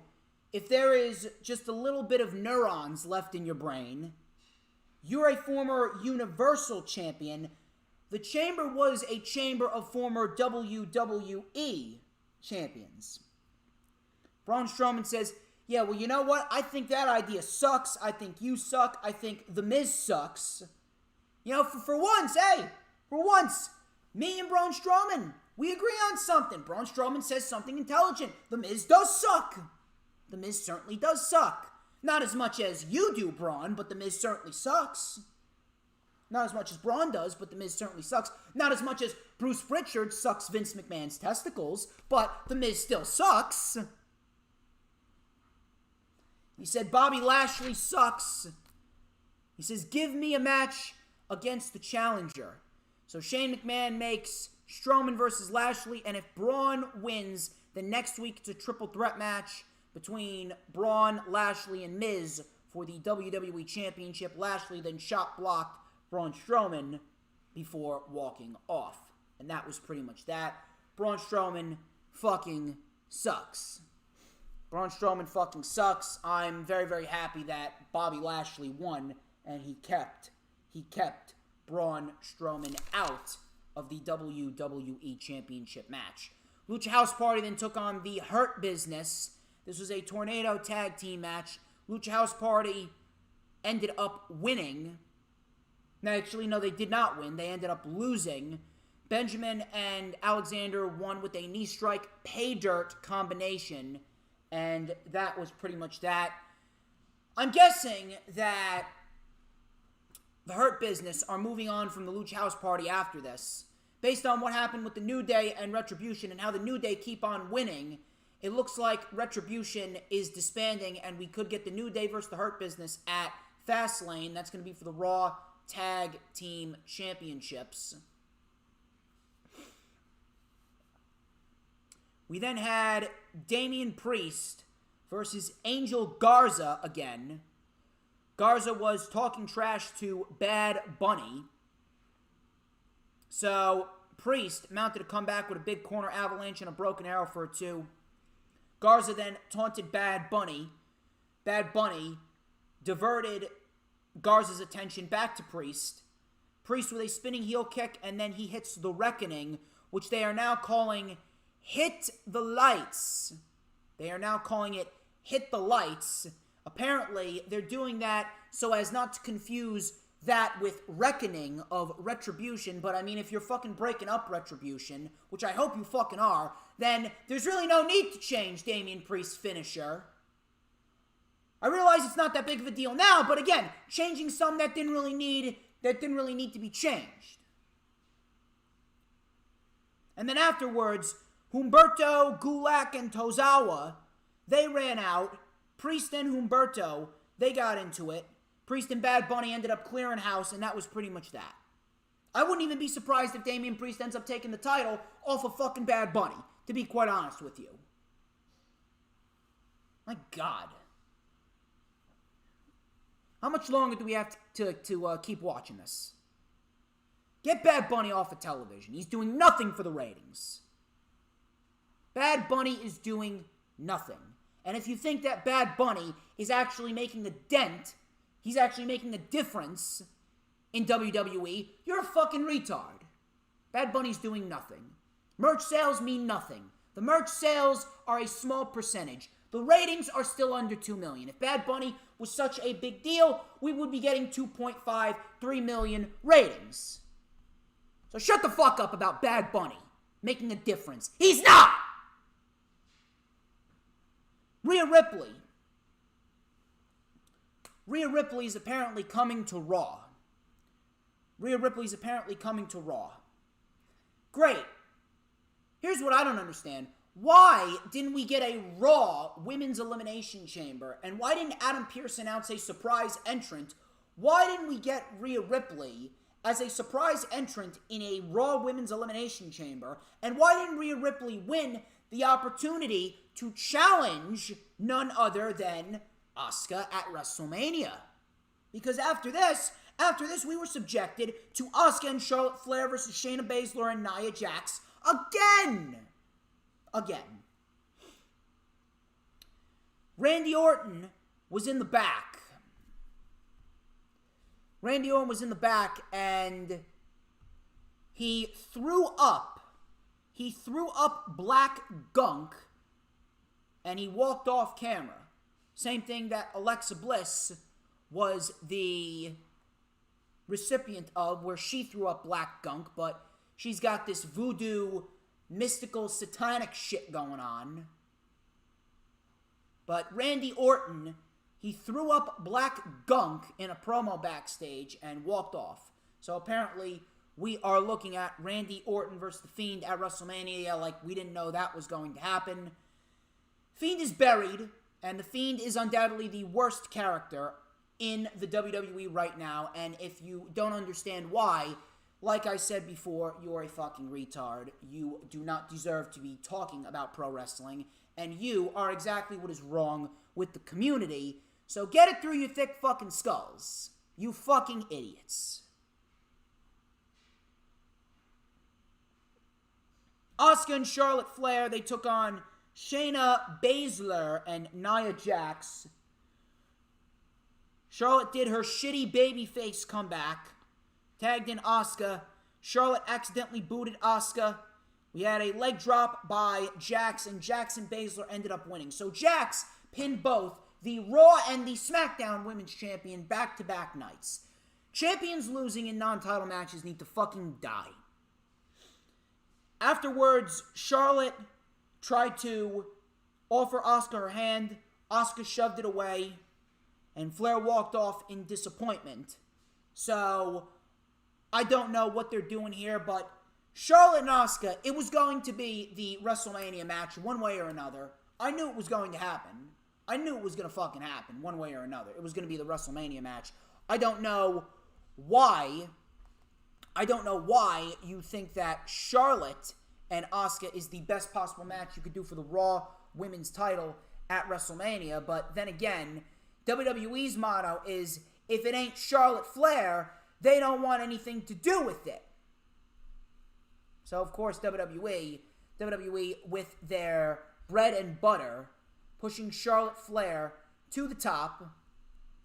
Pushing Charlotte Flair to the top because that is pretty much what they do. That is pretty much what they do. So, after that, we got Sheamus. We got Sheamus versus Jeff Hardy. And I'm not saying that this was a bad match, but my fucking God, how many fucking times have we seen this? Please, how many fucking times have we seen Jeff Hardy versus Sheamus? Didn't we get enough of this back during the summertime of 2020? Not saying this was a bad match, but my fucking God, how many times can we see the same fucking matches over and over again? First, we saw Jeff Hardy versus Elias every single fucking week for like 3 months straight. Now we gotta sit through a rehash of Jeff Hardy and Sheamus. Sheamus wins with a punt knee strike and a bro kick. More likely than not, we're headed towards Sheamus versus none other than Drew McIntyre, a.k.a. Drew McIntyre, at the WWE Fastlane pay-per-view. So that's pretty much what we're looking at as far as Sheamus goes. We'll see what happens there. Should be a good match, but I don't understand why Sheamus and McIntyre wasn't built up as a World Championship title match heading into Fastlane. I don't understand why we couldn't have gotten that, and we could have actually kept McIntyre's momentum going. But, you know, what the fuck do I know? I'm just a guy from New Jersey that yells, screams, rants, and raves about professional wrestling. Who am I? Who am I? Charlotte Flair and her father, Rick, were in the back. They were in the back. So, Charlotte Flair says she can't focus, and she has the audacity, or he has the audacity, she said, "You have the audacity, Dad, to dance around after she announces her pregnancy." Just go home. So Rick said, first of all, I never said the baby was mine. He says, I saw potential in this woman. Flair says, you see potential in many blondes. Rick says, how about the tough love, the advice, everything we've done together? I was trying to expand the brand. I want the women to be the biggest part of the market. So Charlotte Flair, she was fake crying. This fake crying, my God, I legitimately wanted to throw up my roast beef sandwich that I had for lunch earlier in the day. She said, when I'm in this ring, it's my time, and I think you still want to be the nature boy, even on your daughter's time. I'm thankful for the things that you've given me, but let me try to be Charlotte Flair. Let me try to be Charlotte Flair. Let me try to not care about this, which is not very hard. You know, I cannot bring myself to care about Charlotte Flair in any way, shape, or form unless she's putting people over. Charlotte Flair is fucking terrible.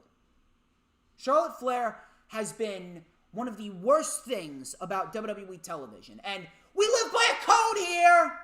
We live by a code here. Obviously, the first code that we said here was, fuck The Miz. Now, our next code here. Listen, listen, listen. Our next code here, if we can get it in the chat, is... fuck Charlotte Flair. Fuck Charlotte Flair. And all of her supporters. If we can get an FCF in the chat, I would greatly appreciate that. Fuck Charlotte Flair. Fuck Charlotte Flair. Naomi and Lana took on Dana Brooke and Mandy Rose. We had a double face buster for the win on Mandy. Mandy Rose jobbing out to Lana after that great feud with Sonya Deville last year.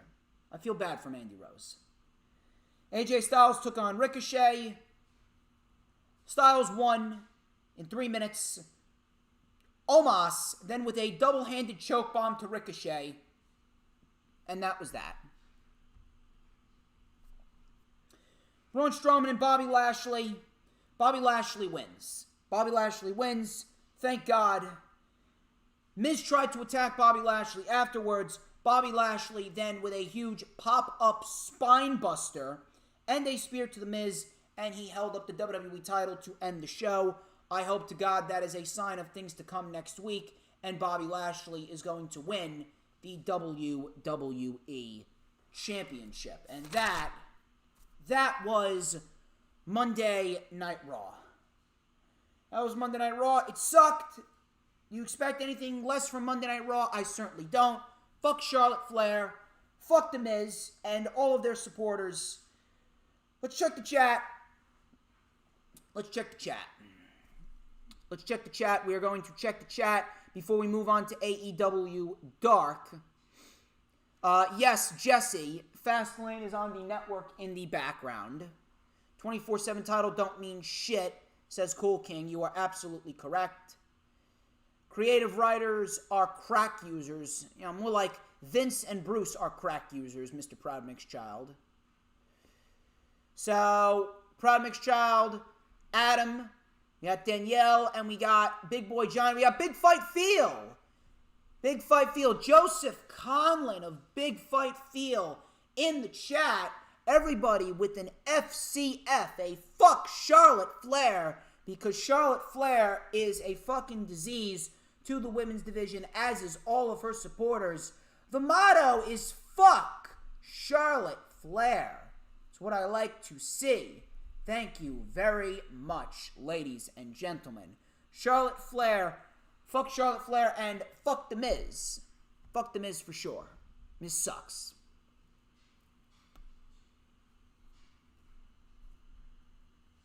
So,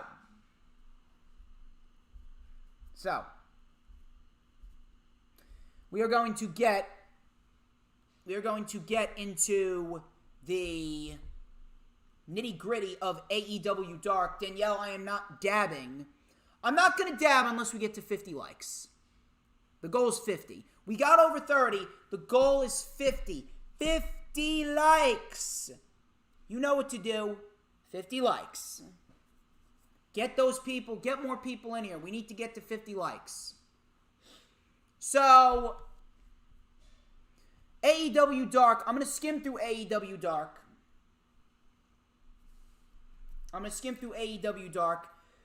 We got Big Fight Field, Joseph Conlon. He's setting a video to premiere at 4:15. Interesting.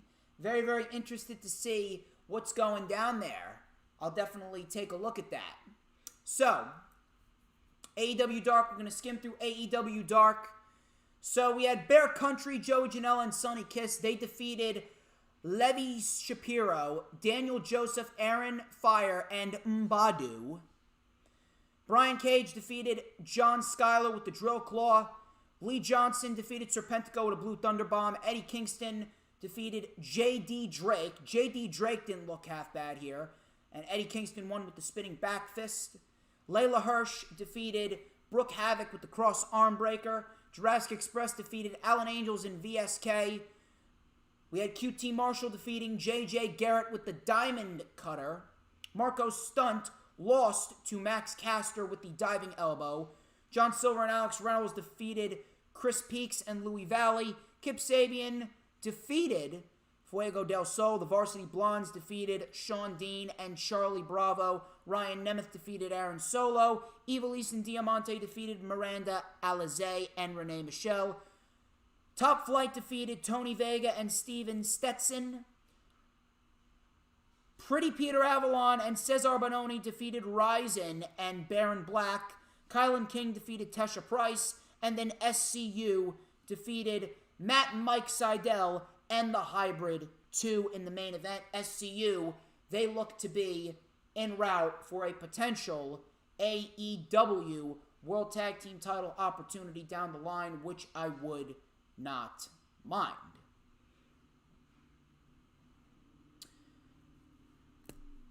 Earl, you have a great evening. Thank you very much for stopping by. I greatly appreciate you. I hope you have a very nice, safe evening. I hope you enjoy dinner, whatever it is you're making tonight. I hope you have a very nice day. So here's what I want. We got 33 likes so far. 33 likes so far. Take your time, Danielle. 33 likes so far. If we can get to 50 likes, that would be awesome. I want to get to 50 likes and at least 200 views on the stream. So share out the stream on all platforms, social media. 13 people watching, 33 likes already. I know you guys can help me out. And I know that we can get to none other than 50 likes. I know we can get to 50 likes. I want to get to 50 likes. I know you guys want to see me get to 50 likes. For the very first time ever, if we can get 50 likes live right here, I would greatly appreciate that. So please, please, please, please, get me to 50 likes. I want to get to 50 likes, baby. We're going to talk about Dynamite in just a little bit. Let me go share it out one more time. Let me blow my nose. My allergies kicking in again.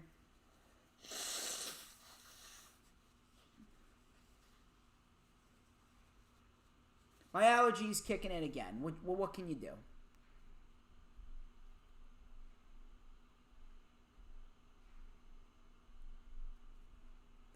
So.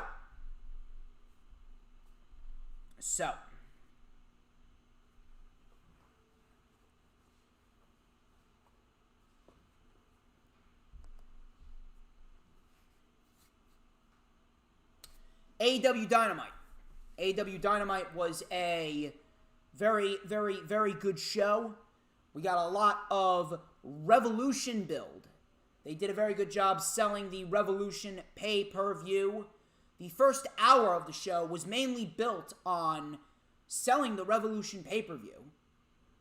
A lot of promos, a lot of back and forth promos between Jon Moxley, and then we got a promo with the Young Bucks and Jericho and MJF. So a lot of promo build, which I definitely do not mind. That I definitely do not mind. It's a nice break from seeing a lot of wrestling. It's a nice break. So, Jon Moxley took on Ryan Nemeth to start off the show. A paradigm shift in 3 minutes for the win. He then took a chair and a microphone. He sat the chair up in the middle of the ring, took the microphone, and he says, "From the moment I woke up in the morning without the AEW World Championship, I knew I would do whatever it takes to get back to the top and take the hill." What words and images come to your mind when you hear the words exploding barbed wire deathmatch? Blood, pain, fire, and torture. Do these images bring disgust to you, or do they bring a sick thrill? I'm addicted to being in this ring, being close to the flame, to the feeling, all the blood, sweat, and tears bare in the ring. That's the feeling I can't get enough of. The thought and idea of the exploding barbed wire death match is attractive. It draws me in. Kenny, you're not the first in a long line of guys that tried to take me out. Everyone who has stuck by me, when it's all said and done, you will know I gave you everything I had. And if it does come to an end at Revolution, live on pay-per-view in an exploding barbed wire death match, that sounds like a perfect way, a hell of a way to go out. And Jon Moxley, the promos that Jon Moxley cuts, absolutely fantastic. Absolutely fucking fantastic. I absolutely love what Jon Moxley is capable of. I absolutely love every single time Jon Moxley steps on the microphone. He is fantastic. Absolutely fantastic promo. You can feel the energy. You can feel the passion that oozes off of Jon Moxley. I am insanely excited for this exploding barbed wire death match. This is a perfect way to end the feud between Moxley and Omega. We then had Team Taz versus the Varsity Blondes. Team Taz isolated Pillman. Garrison came in off the hot tag. We had a big boot to Cage. Splash to Starks. We had a beautiful diving plancha over the top rope. Undertaker-style plancha over the top rope by Garrison. We had a facebuster on Starks for a 2. Clothesline to Cage. We had a dropkick powerbomb combo by the Varsity Blondes, but Starks was able to kick out. Starks then with a spear to Garrison and a drill claw by Cage on Pillman for the win. Decent match right here. Varsity Blondes looking very good. Nothing too crazy. Pretty much just a setup match for what was to come later. The lights went out.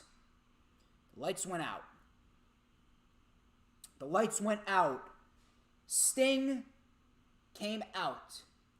He came out to the ring after a package was played of Sting driving a car tied to a body bag with Darby Allin in it. And Darby Allin was revealed to be inside the body bag. Sting then came out dragging a body bag, and it was actually Taz's son Hook. Taz's son Hook was inside the body bag. And then out of nowhere, Sting pointed to the rafters. Darby Allin came ziplining down the rafters out of nowhere with the skateboard in hand. He hit Starks and Cage with it, took out Ricky Starks. Sting went after Cage. He hit a Stinger Splash and a Scorpion Death Drop. And this moment itself was fucking excellent. This sold me on the street fight. I don't even give a shit if it's cinematic or not. Sting looked fucking great. This was fucking awesome. This was a fucking excellent moment. This made me even more excited for the street fight. If anything, the street fight may be the one match that I'm most excited for at AEW Revolution. This was awesome. Excellent moment right here. Miro, Kip, and Penelope were interviewed by Tony Schiavone in the back. Miro says that it's going to be hard to cave in Charles' head because he actually likes Charles. Charles is a good man. Charles is a nice man. Miro asked Charles to come home. You are not a child. Tony was then handed a note, and Miro took it, saying, will you face us in a match at Revolution? Check yes, check no. So the match was made by Tony Khan. It is going to be Chuck Taylor and Orange Cassidy versus Kip Sabian and Miro at Revolution. Now, this is the match that I expected them to be leading towards if Trent was around. I expected it to be Trent and Chuck, best friends, versus Kip Sabian and Miro. But then Trent went down with injury. Then I was expecting them to build towards a match between Miro and Orange Cassidy. But apparently that's not happening either. So I'm not sure what we are looking at. I'm really not sure what we are looking at with this feud. But this is the match that this is the match that's going to take place at AEW Revolution. It's going to be Kip and Miro versus none other than Chuck Taylor and Orange Cassidy. I was expecting Miro versus Orange Cassidy, but it'll be a good match. It'll be a decent match. I don't expect it to be a bad match at all. I don't expect it to be a bad match. I expect it to be a fairly decent match. The feud is not very good. Obviously, we know that the feud is not very good. The feud is probably the worst feud in AEW right now. But I am not going to complain about the match. I expect this match to be very good. I expect this match to probably be the sleeper match of the show, if we're going to be quite honest. You remember how John Silver and Orange Cassidy, no one was expecting anything from John Silver and Orange Cassidy. That turned out to be one of the best matches of Full Gear. So I have a feeling that we could be looking at the John Silver-Orange Cassidy match of Revolution with this match right here. Shitty feud, but the match will be decent. Brandon Cutler took on Jake Hager. This was a pretty standard match, really nothing too crazy. Hager was in control early on. Cutler fought back with a suicide dive, followed up by a Tope Con Hero. Hager with a wrestling slam takedown. Hager then with a clothesline from Hell for the win. The Inner Circle then came out to assault Brandon Cutler. Young Bucks then came out. We had a super kick party. Hager got out of the way. Matt then took the microphone and he said, Chris Jericho, MJF, boys, we don't have to wait until Revolution. How about you get your stupid asses out to this ring right here, right now? MJF and Jericho were in the parking lot, and they were actually beating down Matt and Nick Jackson's father. Matt and Nick Jackson's father had blood all over his forehead, coming down the side of his face, and they smashed him into the production truck with Matt and Nick Jackson's face on it. Jericho's like, oh, you better call a doctor to come back here, or just come back and pick up your trash. So they do the Young Bucks pose, and then they ran off a screen, and the Bucks just got to the back in time before Jericho and MJF drove away in a car. Whoever booked this, whoever's idea was it to get Matt and Nick Jackson's father involved, ingenious. Jericho and MJF, mega fucking heels. This was fucking brilliant. I can't wait for this match. I think this match is going to be fucking great at Revolution. So, we then got a very, very good promo for the mixed tag team match with Shaq, Cody, Red Velvet, and Jade Cargill. Now, I do not give a shit about seeing Shaq wrestle. I don't give a shit. I don't think anybody gives a shit. But here's what I will say. I'm actually very interested in seeing what Jade Cargill and Red Velvet does. Because Red Velvet, I know Red Velvet's very good. Red Velvet is very, very good in the ring. But I'm actually interested in seeing what Jade Cargill can actually do.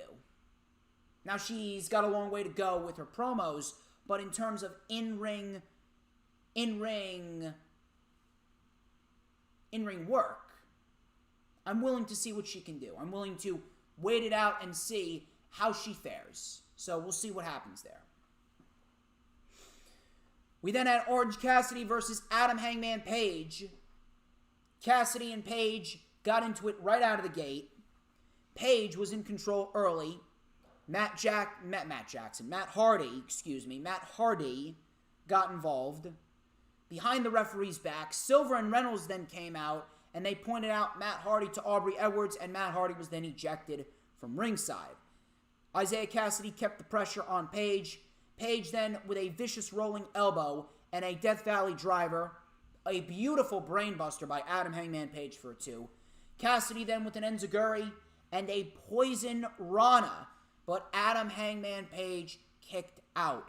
Cassidy then targeted the injured arm of Adam Hangman Page. Page then fought through the pain and hit the dead eye for the win. This match was fucking great. Cassidy, let me tell you something.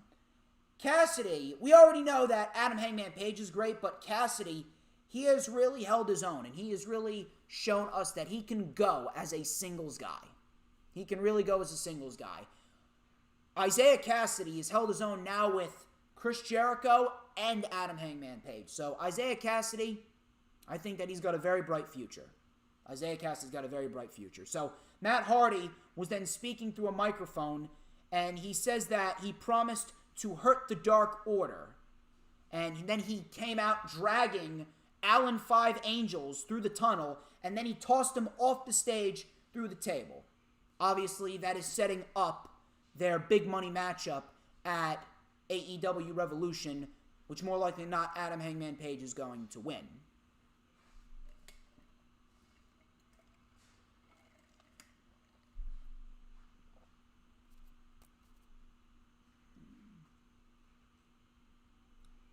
So, after that, we had Nyla Rose versus Britt Baker. This was the U.S. semifinals matchup of the Women's World Title Eliminator. And let me be quite honest with you here. I was not expecting anything from this match. I thought this match was going to be very uncoordinated. I thought this match was going to be sloppy. And I did not think that Nyla Rose and Britt Baker were going to have any chemistry whatsoever. But by the end of it, they actually gave us a very good match. I am not going to bullshit you. They actually turned out to match up very well together. And I was very, very impressed with this match. The women, especially this month for women's wrestling in AEW has been very, very good. Nyla Rose and Britt Baker, they put on a very, very good match for what it was, I will say. So, Britt Baker targeted the right arm of Nyla. Nyla then with a superplex, but she kept the grip on Britt Baker. Britt Baker then delivered a big exploder suplex into the turnbuckle to Nyla. Britt Baker then exposed the turnbuckle pad. Nyla was able to fight back. And Nyla was actually pulling out some moves that I never saw her use up until now. She had a nice swinging neck breaker. A nice swift hanging neck breaker for a 2. Rebel then got into the ring. She caught a Uranagi on the apron. Nyla then with a cannonball to Rebel. Rebel was taken out of the equation. Nyla then went face first into the exposed buckle. Baker went for lockjaw. She was trying to lock in the lockjaw. Nyla fought out of it. Baker caught Nyla in a small cradle, but Nyla just kicked out. We then had 2 super kicks by Baker, and then a crucifix bomb. Nyla still kicked out. Nyla was able to fight out a lockjaw again, and she hit the beast bomb, but she was hesitant to cover. She covered Britt Baker, but Britt Baker kicked out of the beast bomb. Baker then went for a super kick. Nyla then with a second beast bomb for the win. And Nyla Rose advances in the tournament. Yes, Nyla Rose advances, not Britt Baker. So Britt Baker is not facing Hikaru Shida at Revolution. Now, why did they do this? So, with that being said, I feel as though this makes the tournament a little bit more unpredictable. Because you got 3 individuals that could legitimately win it. It's either going to be Riho, Thunder Rosa, or Yuka Sakazaki. And the reason why is I feel as though they want to give Hikaru Shida a year-long title reign, which I definitely would not mind. Shida's title reign has not been littered with bad matches. It's just been poorly booked because the division as a whole has been poorly booked. So, ultimately, what's going to happen is they might be saving Britt Baker. Now, I still would have gone with Britt Baker regardless. And I still would have gone with Britt Baker taking the title off of Shida at Revolution.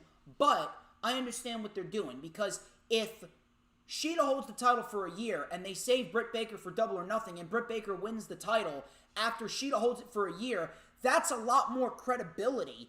If Britt Baker defeats Shida after 1 year, that credibility being transferred to Britt Baker will only enhance Britt Baker further. So in that instance, I can't really shit on it. I still would have gone with Britt Baker to win the tournament, but things are now a little bit more unpredictable. Now, if it's Riho or Yuka Sakazaki, more likely than not, that means Shida's going to retain. If Thunder Rosa wins, then it's a little bit more unpredictable, because then it presents an opportunity for them to give Thunder Rosa the championship and then potentially build towards Thunder Rosa and Britt Baker at All Out in September. And that's when Britt Baker could win it. But I wouldn't necessarily give it to Thunder Rosa. I would actually transfer Hikaru Shida's year-long title reign to Britt Baker, if anything. So, if anything, no matter who wins, whether it's Rosa, Riho, or Yuka, I'm going with Shida to retain at Revolution. So I didn't necessarily mind this. It was a shock. I was expecting Baker to win the whole thing and Baker to win the women's championship, but she didn't win. So at the end of the day, I'm not necessarily going to shit on it because it was still a very good match. Nyla absolutely is everything that Nia Jax should be. Nyla Rose is very, very good. So it's either going to be Yuka, Thunder Rosa, or Riho. And whoever wins that is ultimately losing to Hikaru Shida. Shida's not going to lose the championship at Revolution. Baker is going to be the one that takes the title off of Shida. If it's not Baker, then it's going to be Rosa. Rosa winning the tournament and potentially winning the championship, then building up the match with Britt Baker and Thunder Rosa again, this time for the women's championship. That's something I wouldn't mind. So we'll have to wait and see how things play out. But overall, this match was a very good match. Definitely wasn't expecting Nyla to win. Very, very impressed with how women's wrestling has come along in the month of February for AEW. And I do hope we do see this continue after AEW Revolution. Next week, we got FTR and Tully versus Jurassic Express. We also got MJF and Jericho in a press conference before Revolution. Dark Order is taking on Matt Hardy, Private Party, and the Hybrid 2. We got Dark Order number 10 and Max Caster in a ladder match qualifier. We got the Casino Tag Team Royale at Revolution, where the winner will receive a tag team title opportunity. Really wasn't expecting that match to happen, but if that match happens, I'm either going with SCU or Jurassic Express to win that one. And in the main event, we got Lance Archer versus Rey Fenix. This was a ladder match qualifier to see who would join the face of the Revolution ladder match. And my God, if you did not watch this match, I would highly encourage you go out of your way to watch this match. What a fucking match this was. This was fucking great. This was absolutely excellent. So Phoenix, with a suicide senton to Lance Archer, he actually sent himself over the guardrail, which looked fucking crazy. Rey Fenix is a fucking lunatic. Just pointing that out there. Phoenix then with a dive off the stage onto Archer. Over Jake Roberts, by the way. So Phoenix then with a diving foot stomp to the back of Archer. They were pulling out some heavy, heavy shots in this one. Archer then with a released German suplex and an old school tightrope moonsault for a 2. Phoenix then with an enziguri, a tightrope PK to the head of Archer, that got a 2. Phoenix with a roll-through cutter on Lance Archer for a 2. We had a Fisherman Brainbuster by Archer for a 2. Phoenix then with a fucking beautiful Spanish fly. I don't know how the fuck Rey Fenix does. Rey Fenix may be the best luchador right now. Scratch that. Phoenix is the best luchador in pro wrestling right now. A beautiful fucking Spanish fly. I actually thought Archer may have been done for there. Beautiful fucking Spanish fly, but Archer kicked out. Phoenix then with a barrage of strikes. Archer then pounced the shit out of Rey Fenix. Rey Fenix then got hit with the chokeslam, but Phoenix still kicked out. Archer then ended up hitting the blackout, and that was it. Great fucking match. Archer advances to the Face of the Revolution ladder match, rightfully so. Lance Archer is going places. I don't expect Lance Archer to win, but it's going to be a great match for Lance Archer to be in. It is going to be a nice showcase for Mr. Lance Archer. A very good episode of Dynamite. We got some great wrestling with Nyla and Britt, and then Phoenix and Archer. We got some great segments with MJF, Jericho, and the Bucks, and then Sting, Darby Allin, and Team Taz. Moxley cut an excellent promo. Revolution is stacked, and they have done a very good job with the build towards AEW Revolution, I must say. Let's check the chat before we head into the NXT portion of the review.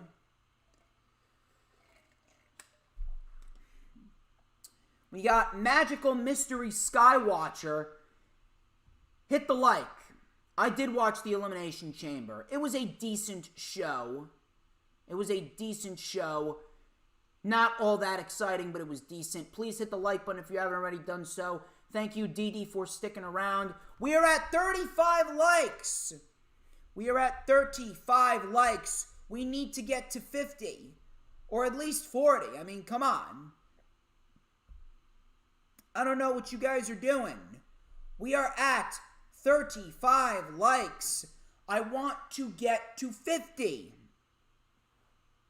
Magical Mystery Skywalker, if you haven't already done so, please hit that like button. I just checked my subscriber rate. My subscriber rate just went up by 4. So looks like we are in a really, really good position right now. Thank you very much, ladies and gentlemen. Please hit that like button when you come in and share out the stream if you haven't already done so. Share out the stream on all platforms of social media. Share it out on Twitter, Instagram, Facebook, Pinterest, and Tumblr. We are looking to get to 50 likes today, at least 40. I mean, I wouldn't be mad with 40. I really wouldn't be mad with 40, but man, I really would like to get to 50 likes. We got 36. There's like number 36. That is what I like to see. Greatly appreciate each and every single one of you. Thank you, Rob Wells Jr. for sticking by. Thank you, Dee. Thank you, Magical Mystery Skywatcher. Thank you, Proud Mixed Child. Thank you. We are going to get into NXT. NXT this week. I don't want to say it was a nothing show, because NXT is never a nothing show, if you know what I mean. But NXT wasn't a bad show. We got some decent wrestling on the show. We did get a very good women's match with Zoe Stark and Io Shirai. We did get a decent match with Johnny Gargano and Dexter Lumis. We did get some character development with Xia Li. We did get a very good match with Karrion Kross and Santos Escobar, and then the ending segment was fucking masterful. It was brilliant. The ending segment was brilliant. But I feel as though there really wasn't too much story to this episode. I feel as though NXT, considering NXT is not having a takeover until May. I feel as though NXT's kind of stuck in a little bit of a limbo stage. I feel as though it's kind of stuck in a little bit of a limbo stage, but it wasn't a bad show whatsoever. We did get some good wrestling. We did get some development. In the Undisputed Era storyline. Xia Li and her character was furthered. We did get some damn good women's wrestling. We did get a damn good main event. We'll dissect everything. Johnny Gargano versus Dexter Lumis. This started off the show. Lumis with a squatting suplex to Johnny Gargano. Very impressive by Dexter Lumis. Johnny Gargano then got dropped on the ring apron. Gargano with a suicide dive, taking out Dexter Lumis. Gargano tried to slow the pace down. Lumis then came back with a clothesline and a bulldog, slingshot suplex, belly to back suplex, and a leaping leg drop for a 2. Gargano was then caught with a beautiful spine buster for a 2. We had a pop-up uppercut by Lumis. Gargano then with a super kick, but Lumis was able to kick out. Theory then gave Gargano a chair. Lumis then stopped it. Lumis then spotted Theory with the chair. Theory didn't hit Dexter Lumis with the chair. Later, we found out that Austin Theory said that Dexter Lumis is just misunderstood. Don't really know where they're going with that, but Austin Theory has been made to look like a fucking dunce in this pairing with Gargano. Gargano then was sent into Theory, and then he was locked in the silence. Gargano was then locked in the silence. And Gargano, he did not tap out. He passed out. So Dexter Lumis defeats the North American champion via a technical submission because Gargano did not tap out or pass out. I'm not saying that the match was bad, because the match was good. The match was fine. The match was a decent wrestling match. Gargano and Lumis worked very well together. But I don't fucking understand why you needed to have Dexter Lumis technically submit the NXT North American champion. Now, I get that in a certain extent that Gargano was protected. He was protected because he didn't get pinned and he didn't tap out. He passed out. So he still looked strong in a sense. By not passing out. He did look strong in a sense by not tapping out or getting pinned because he didn't give up. His body gave up on him. So, in a sense, he did look semi-strong. But at the same point in time, there's no need for Dexter Lumis to beat the NXT North American champion just to set up a title match at a later date. And it makes me think that Dexter Lumis is not going to win the North American Championship, even though he should. Makes me think Dexter Lumis is not going to win the North American Championship. So, I'm actually kind of worried there. The match was decent. The match I did not mind. They worked very well together, and I hope to see another match between the two down the line, but I didn't understand the reason for having Johnny Gargano lose. The match should have never been made, to be quite honest. I don't understand why you couldn't have just done Lumis versus Theory. We had the grizzled young veterans, who are fucking fantastic. They attacked MSK in the back, and they actually stomped Wesley's hand into a chair while the refs attended to them. Leon Ruff was on his way to the ring to face Tyler Rust before Isaiah Swerve Scott came out of nowhere. Leon Ruff was hanging upside down. Tyler Rust was in the ring. Isaiah Swerve Scott with a massive fucking punt kick right to the face of Leon Ruff. Just absolutely destroyed him. Absolutely fucking wrecked him. And then he dropped him on the apron. Looked brutal. Rust ended up getting his hand raised. Looks like Isaiah Swerve Scott is going to be in a feud with Leon Ruff. So I am not going to mind Isaiah Swerve Scott getting the upper hand here. And I hope that Isaiah Swerve Scott gets the win. And we do get Isaiah Swerve Scott moving up the ladder. And if Isaiah Swerve Scott does move up the ladder, Isaiah Swerve Scott versus Dexter Lumis, when Dexter Lumis eventually wins the North American title, that in itself is going to be a damn good match. Definitely wouldn't mind that. Definitely would not mind that. We had Zoe Stark, who I am very impressed with, versus Io Shirai. Zoe Stark fucking brought it in this match. Zoe Stark really brought it in this matchup. Zoe Stark, I didn't think anyone really expected anything from Zoe Stark. She really just looks like another pretty face. She's a blonde. She looks like someone that Vince McMahon would hamper down. She almost looks like another Alexa Bliss. Not as attractive as Alexa Bliss, but she almost looks like another Alexa Bliss. But, man, Zoe Stark, she can fucking wrestle. Zoe Stark fucking brought it in this matchup with Io Shirai. I was very, very, very impressed with what Zoe Stark did here. So Shirai with double boots to Stark as she went for a suicide dive. Stark took over control. Stark with a sliding knee, a Nakamura-like knee for a 2. Stark went for a 450. I haven't seen anyone do a 450 since Bianca Belair. Stark went for a 450, but she missed it. She rolled through. We had a double crossbody. Both men are down. We had a half-and-half suplex by Zoe Stark for a 2. Stark then was on the receiving end of a flapjack by Io Shirai, 619, and a missile dropkick for a 2. We then had a Hurricane Rana off the top by Io Shirai and a backbreaker, but Stark still stayed alive.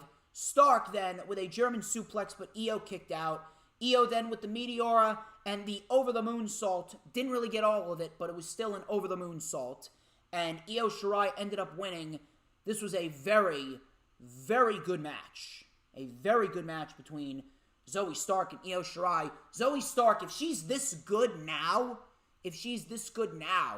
I think that Zoe Stark is going to be a major player by the end of the year in 2021. Keep an eye out for Zoe Stark. She is very, very, very good. So, after that, we had Toni Storm coming out, and she said, you know, you're willing to fight anyone in this division but me. Last week, I kicked your head off, and you didn't do a thing about it. You pinned Martinez at TakeOver because you can't beat me. Io Shirai said, I will fight you anytime, any place, anywhere. Storm said, go find Regal and make the match happen. So Shirai said, you're on, and it was made official. In 2 weeks, we will see Io Shirai versus Toni Storm for the NXT Women's Championship. I'm sorry, you know, I don't wanna say it, but Io Shirai's time. Io Shirai's time, it's come to an end. It was a nice reign. It was a good run, Io. You will be, unfortunately, Mr. Rob Wells Jr., Io Shirai is main roster bound. Io Shirai is going up to the main roster, and Io Shirai is going to be buried at the hands of Mr. Bruce Pritchard, the man with a face as red as a baboon's ass. I don't want it to happen. I don't want it to happen, but unfortunately, we all know what's going down. We all know what's going to happen. Johnny Gargano said, Austin Theory, you're going to therapy. So I'm not really sure what's going down there with Austin Theory. That sounds like main roster garbage, but we'll see what happens there. Cameron Grimes apparently was taking advice from Ted DiBiase. Remember when the $1 Million Man, Ted DiBiase, was having a kid in the back, all the way back in the day, he was having kids dribble basketballs. Apparently, that's what Cameron Grimes was doing. He was having individuals dribble basketballs, and if you can dribble a basketball 10 times, I'll give you money. He actually kept on losing money, and then the final guy, he actually punched the guy in the face when he asked the guy to dribble a basketball. He actually punched the guy square in the face. So, Cameron Grimes, you ain't gonna outsmart Cameron Grimes. You ain't gonna outsmart Cameron Grimes there, he says. He says, money can buy happiness. I don't care. You ain't outsmarting Cameron Grimes. Money can buy happiness. Ha ha ha. So we'll see where this character goes. We had Xia Li versus Casey Catanzaro. Xia Li versus Casey Catanzaro. Xia Li was on the receiving end of Casey Catanzaro's quickness. Xia kept the offense on Casey. Casey then with a drop kick and a flipping axe kick for a 2. Xia then sent Casey face first into the metal grate. She sent Casey face first into the metal grate while Tian Sha and Chinese Terminator, aka Boa, he was watching on the apron, on the ramp, excuse me. She then stomped Casey's leg off the stairs in a very awkward angle. I'm not really sure what the motive here was, but Casey's leg, it went in the opposite direction. It went completely in the opposite fucking direction. It looked fucking brutal. Very awkward looking angle that her leg got stomped in. And then she was actually, this is what I fucking loved. She was dragged into the ring by her hair. Very, like, fucking merciless. And the ref actually had to call the match. Lee won via forfeit. Caden Carter then went up to Chinese Terminator, aka Boa. And then in the ring, while Caden was dealing with Boa, Lee with a spin kick right to Casey's face. And then Xia Li walked away, screaming at Caden Carter, "You're next." Now, the match wasn't really anything, but Xia Li, she got over as a legitimate fucking savage. I fucking love what they're doing with Xia Li. They're making Xia Li look like a legitimate fucking savage. And if that's the case, Xia Li could be the next NXT Women's Champion sooner rather than later. We could very well see Io Shirai retain against Toni Storm, and Xia Li could be the one to beat Io Shirai, which I would not fucking mind. Xia Li's been on a win streak. Xia Li's on a, what was it, like a 4-match winning streak now. If they continue to build her up, they continue to keep her momentum rolling. Man, she could be the next NXT Women's Champion. I would not fucking mind that at all. So, next week, or the week after that, apparently, we are getting Caden Carter versus Xia Li, which I would not mind whatsoever. Drake Maverick and Killian Dane versus the grizzled young veterans. So, Zach Gibson, he came out and he says Wes Lee of MSK has unfortunately broken his hand. Drake said, "We were doing everyone a favor." Gibson followed up by saying, "There is only one team that is destined for tag team glory.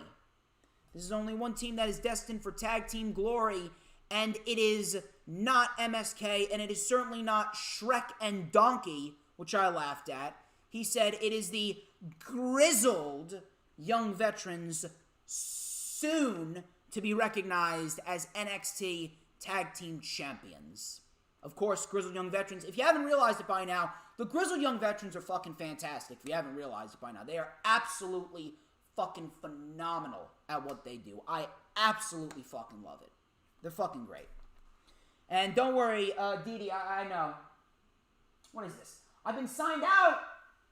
How I've been signed out over here. Anything can happen on live. Give me a minute. Give me a minute. I have to fucking sign back in. Look at this shit. Look at this shit. Unreal. I have to enter my email. I got a stream going on. Anything can happen on a live stream right now. You know what? While I am doing this, I think it's about time that you guys get me some more likes. We are 7 away. We are 7 away from 50 likes. We're at 43. We're at 43. If you guys can give me the 50 likes, we got 2 more shows to review after NXT. So if you guys can get me to 40 likes, 50 likes, I would greatly appreciate that. So come on. 50 likes. 50 likes is the goal. What's going on over here? Come on. What the hell? Why'd I do that? No. Back. Trying to sign in over here. Give me a minute. course, this had to happen now. How many likes? We're still at 43. It's not good enough. I want 50. If we get to 50, I will dab. I'm just pointing that out there.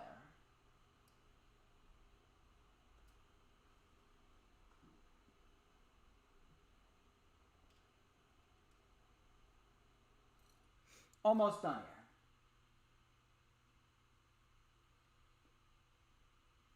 here. There we go. There we go. Boom. Boom. Boom. Play. Come on. Play. Sign in. Make a sign in for no reason over here. Play it.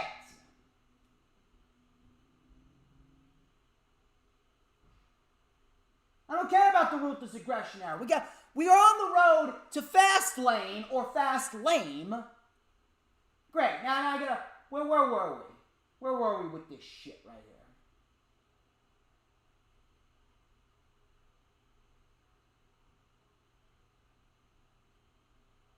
There we go.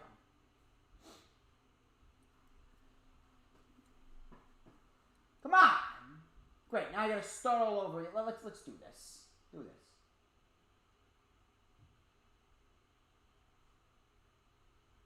Where were we? I think we were at John Cena versus Miro, if I'm not mistaken. Or Rusev, as they called him back in the day. Yeah, fast lame. Fast lame.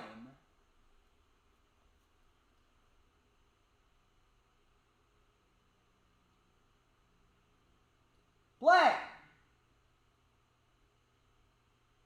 Thank you.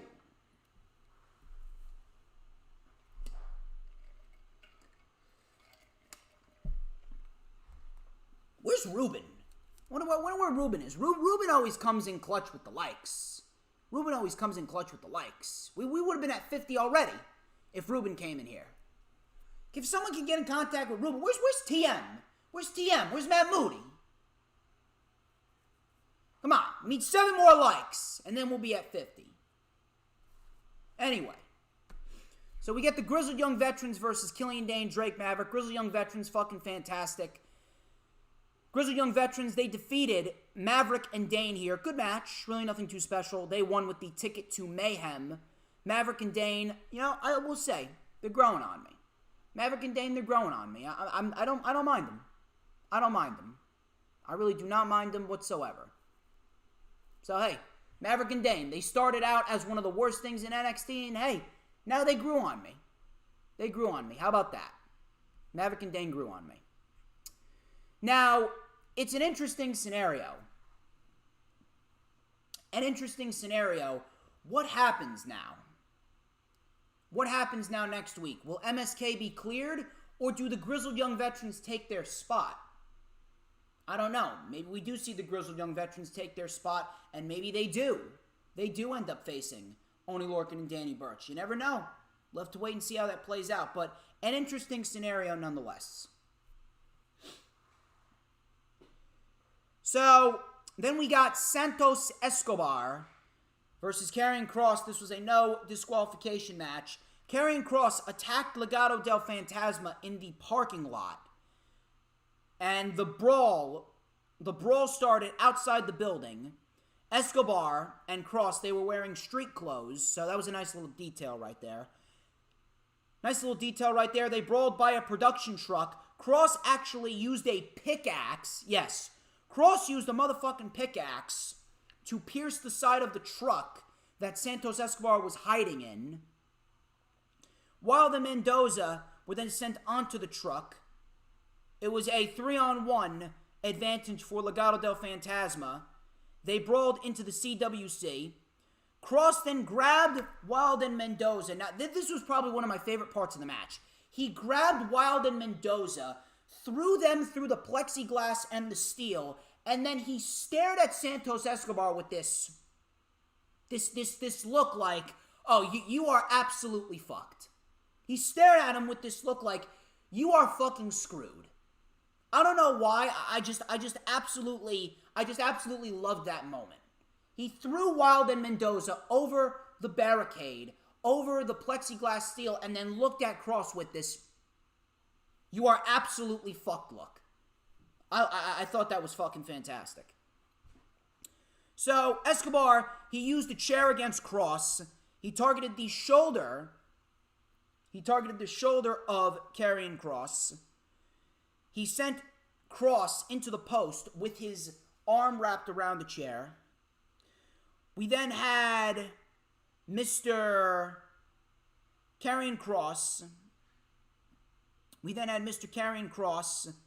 Getting planted with a DDT on the chair. So Kross was able to fight back. He hit some exploder suplexes to Escobar and Mendoza. And let me tell you something. A little attention to detail here. I think Retribution should take some advice from Legado del Fantasma, because they brawled with Karrion Kross 3-on-1 right from the start of the fucking match. Meanwhile, Retribution was standing around ringside during a Fatal 4-Way, which was no disqualification at Elimination Chamber. Like fucking dunces. Maybe Retribution should take some advice from Legado del Fantasma. So Kross, he then powerbombed Mendoza into the plexiglass. There were some steel steps by the announce table. Kross with a Doomsday Saito off the steps through the announce table. We had another Doomsday Saito in the ring. And then we had a big forearm right to the back of the neck. And Karrion Kross defeats Santos Escobar. And that was that. Listen, I'm not going to shit on the match. I'm not going to shit on the match. The match itself was very good.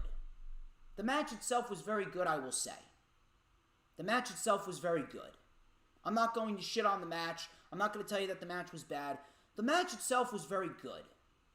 But that still doesn't change the fact that this was a terrible fucking idea. Santos Escobar and Legado del Fantasma were built up since the year started. The Cruiserweight title was featured more prominently. We had 2 successful title defenses for Santos Escobar. And then Legado del Fantasma, they actually went to the semifinals of the Dusty Rhodes Tag Team Classic. They actually had a fair amount of momentum on their side. Why kill that by putting them with Karrion Kross? Do you realize how this made Karrion Kross look as opposed to Legado del Fantasma? It was 3-on-1, and Karrion Kross won the match. He absolutely dissected all 3 of these men. So how are they supposed to be looked at as credible if they were taken out by one man? There's no reason why you needed to sacrifice Legado del Fantasma's momentum just to build up Karrion Kross. And especially considering that Karrion Kross defeated Santos Escobar, the Cruiserweight Champion. Champion should not be losing on television. I don't really understand why, but it was a very good match. I'm not going to shit on that, but it still doesn't change the fact that it was a terrible idea. And then I got this fucking idiot, Tubby Emu. A content creator, telling me that, oh my god, if you're complaining about Kross and Escobar, you know what? Let me look up what this fucker said. Let me look up what this dumb bastard said. Where is it? Tubby, here we go. Tubby Emu. We're gonna call him Dummy Emu. We're gonna call him Dummy Emu on the chat here.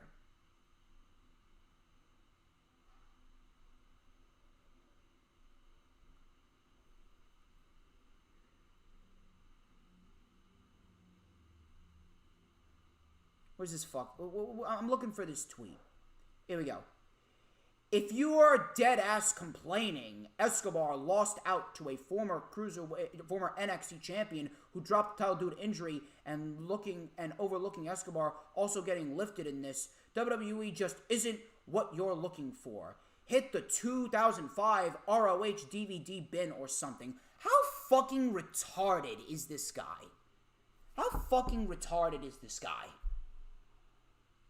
The WWE is just for you. I don't give a shit. I don't give a shit whether he's a former NXT champion or not. Escobar is a champion, and his momentum, including the momentum of Legado del Fantasma, was killed to build up Escobar. Not build up Escobar, to build up Karrion Kross. There's no reason why you need to sacrifice the momentum of somebody else just to build up another person. Tubby Emu is one of the biggest dick riders for WWE. I have never seen a guy. It's either him, X3. I fucking hate X3. I fucking hate Grimm's Toy Show. Sean Ross Sapp, Ryan Satin. All of them. All of them. They are all cancerous individuals to me. Brian Zane. Fuck Brian Zane. Fuck Brian Zane. Fuck Sean Ross Sapp. Fuck Ryan Satin. Fuck Grimm's Toy Show. Fuck Tubby Emu.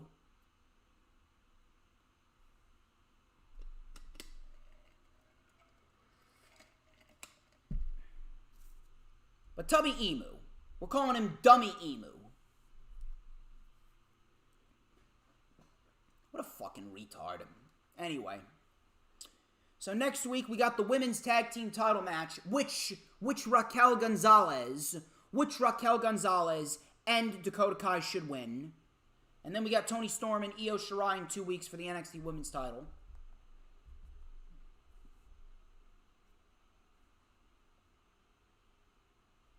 What's the ranting about? Big fight feel? Tubby Emu's a fucking retard. That's what. He's telling me that I shouldn't be complaining about Escobar losing to Karrion Kross. Champions shouldn't be losing, number one. And number two, you just killed all of Legado del Fantasma's momentum just to build up Kross. Tubby Emu's a fucking WWE cocksucker. He's a fucking cancer to the community. Fuck Tubby Emu. We're calling him Dummy Emu.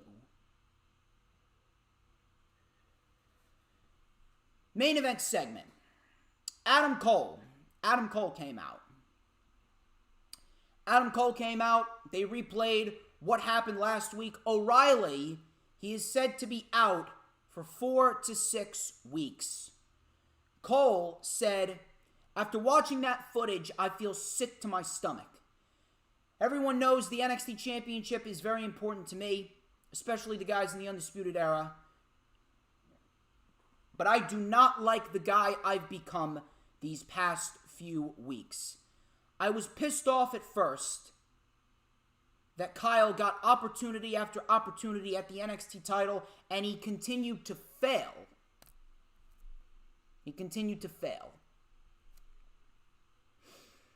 But that does not excuse my actions. I am ashamed of myself. Kyle, I know you're sitting at home. I wish we could be having this conversation face to face, but we can't because of me. Kyle, you know me better than anyone else. You know that I hate to admit when I'm wrong, and I'm telling you right now that I was dead wrong. You should be in this ring, but I made a stupid mistake, and I hate myself for it. And I'm going to do everything in my power to fix it. And if I can't, damn it, I'm going to try. Roderick Strong then came out, and he said, wow, Adam, now you feel bad after what you did to Kyle? For what you did to us? Everything has changed now. This was all built on trust, love, a brotherhood, and just like that, you shattered that trust. Kyle will heal, but I don't think I can save you from what he's going to do to you. Finn Balor then came out, he shoved Roderick Strong, and he attacked Adam Cole. Strong then saved Cole. Cole took it to Balor. Cole then super kicked Balor. Strong then punched down Adam Cole. Cole was trying to say, Roddy, I'm sorry. I want things to go back to normal. I'm sorry. I screwed everything up. And he legitimately put his hands over his face, and he was crying. He's like, I screwed everything up. Strong was frustrated. Cole was crying. Strong goes, you know what? No. And he took Adam Cole. He's like, I shouldn't have hit you. You're my brother and I love you. So they hugged, and Adam Cole was trying to say, I'm sorry. I'm sorry. Roderick Strong then put his hand out. Adam Cole took his hand. And then with the other hand, Adam Cole low-blowed Roderick Strong. He low-blowed Roderick Strong, and he looked at Roderick Strong. He said, Roddy, you are so stupid. You are stupid. He then took the Undisputed Era dog tags, and he said, Roddy, you are dead to me. And he ripped the Undisputed Era dog tags off and super kicked him, and he stood tall. And that's how NXT went off the air. This ending segment was fucking brilliant. Awesome, awesome, awesome ending segment. An excellent way to end the show. An excellent way to build on what we already saw. This was so great, I'm telling you right now. If there were live human beings, if there was a live crowd in attendance, I'm telling you right now, Adam Cole would be receiving Tommaso Ciampa 2018 levels of heat. That's how good this was. That's how great Adam Cole played his role here. This was brilliant. Adam Cole faking sympathy, fake crying, only to low blow Strong and say, Roddy, you're dead to me, rip off the dog tags and super kick them. Fucking fantastic. Adam Cole is a fucking mega heel. And I am loving this shit. And I actually do believe that we're going to get the Fatal 4-Way. We're going to get the Fatal 4-Way with the Undisputed Era, Finn Balor, Karrion Kross, and Kyle O'Reilly. And we are going to see Kyle O'Reilly win by pinning Adam Cole. And Kyle O'Reilly is going to be the new NXT champion at WrestleMania, which I would not mind whatsoever. So, that was NXT. NXT, decent show. Got some decent wrestling here and there. Let's check the chat. TM161. Rip Undisputed Era. You are telling me. Thank you very much, TM. TM, if you can, share out the stream. We are just 6 likes away from 50 likes. We want to get to 50 likes. We want to get to 50 likes. 50 likes is the goal. 50 likes is our goal here. We want to get to 50 likes before we end the stream. So please, please, please, please, please, please, please, share out the stream. Share out the stream on all platforms, social media. We are just 6 likes away. Get that stream shared out. Get that stream shared out. But thank you all for remaining in the chat. Thank you, TM. Thank you, Proud Mixed Child. Thank you, Rob Wells Jr. Thank you, DD. Thank you very much. I greatly appreciate each and every single one of you. So, we are going to talk about NXT UK. NXT UK was actually a fairly good show. The main show, I feel as though, here's what's going on with NXT UK. NXT UK is not necessarily a bad show, but I feel as though what they do is, since it's only an hour, they only put focus on one match, and they only put focus on the main event match. And this week, the main event match was Pretty Deadly versus Gallus for the NXT UK Tag Team titles. So I'm not really sure if they have a new system going on, but I would definitely change up the system and make it a little bit more important and put some more big-time matches on the show rather than just enhancement matches outside of the main event, if you know what I mean. But, fairly good show. Nothing too crazy. It was headlined by a great tag team title match, which we will go over. Tell Kay I said hi, Dee Dee. Thank you very much. So, NXT UK started off with Xia Brookside versus Nina Samuels. The loser is the winner's personal assistant. So, Nina tried to slow the pace down. This was aggressive right out of the gate. Brookside with a nice neck breaker for a 2. Brookside kept the aggression on. Nina Samuels swung Brookside into the barricade. Nina then grabbed a handbag from her personal assistant, Henry, So Brookside then kicked the handbag out, and Xia Brookside then with a leverage bridge pin for the win. And Xia Brookside defeats Nina Samuels. Nina Samuels is Xia Brookside's personal assistant for the next month. Decent little match right here. Really nothing too special. I hope to see Xia Brookside in something more important. I think Xia Brookside is very underrated. I think that she could actually make some noise in the women's division if she is given the proper opportunity. I think that she would actually make a nice interim opponent for Kaylee Ray before she eventually loses the NXT Women's Championship. And I have a feeling that Kaylee Ray may be losing that title to Eva Valkyrie. I don't see Meiko Satomura winning. I don't. Trent Seven was in the back. Not in the back. He was at home, and they showed a video package of him training to get under 205 because he wants to face Jordan Devlin for the NXT Cruiserweight Championship. This was actually a very nice video package. It really made me want to get behind Trent Seven. Trent Seven's always been good. I actually didn't mind this whatsoever.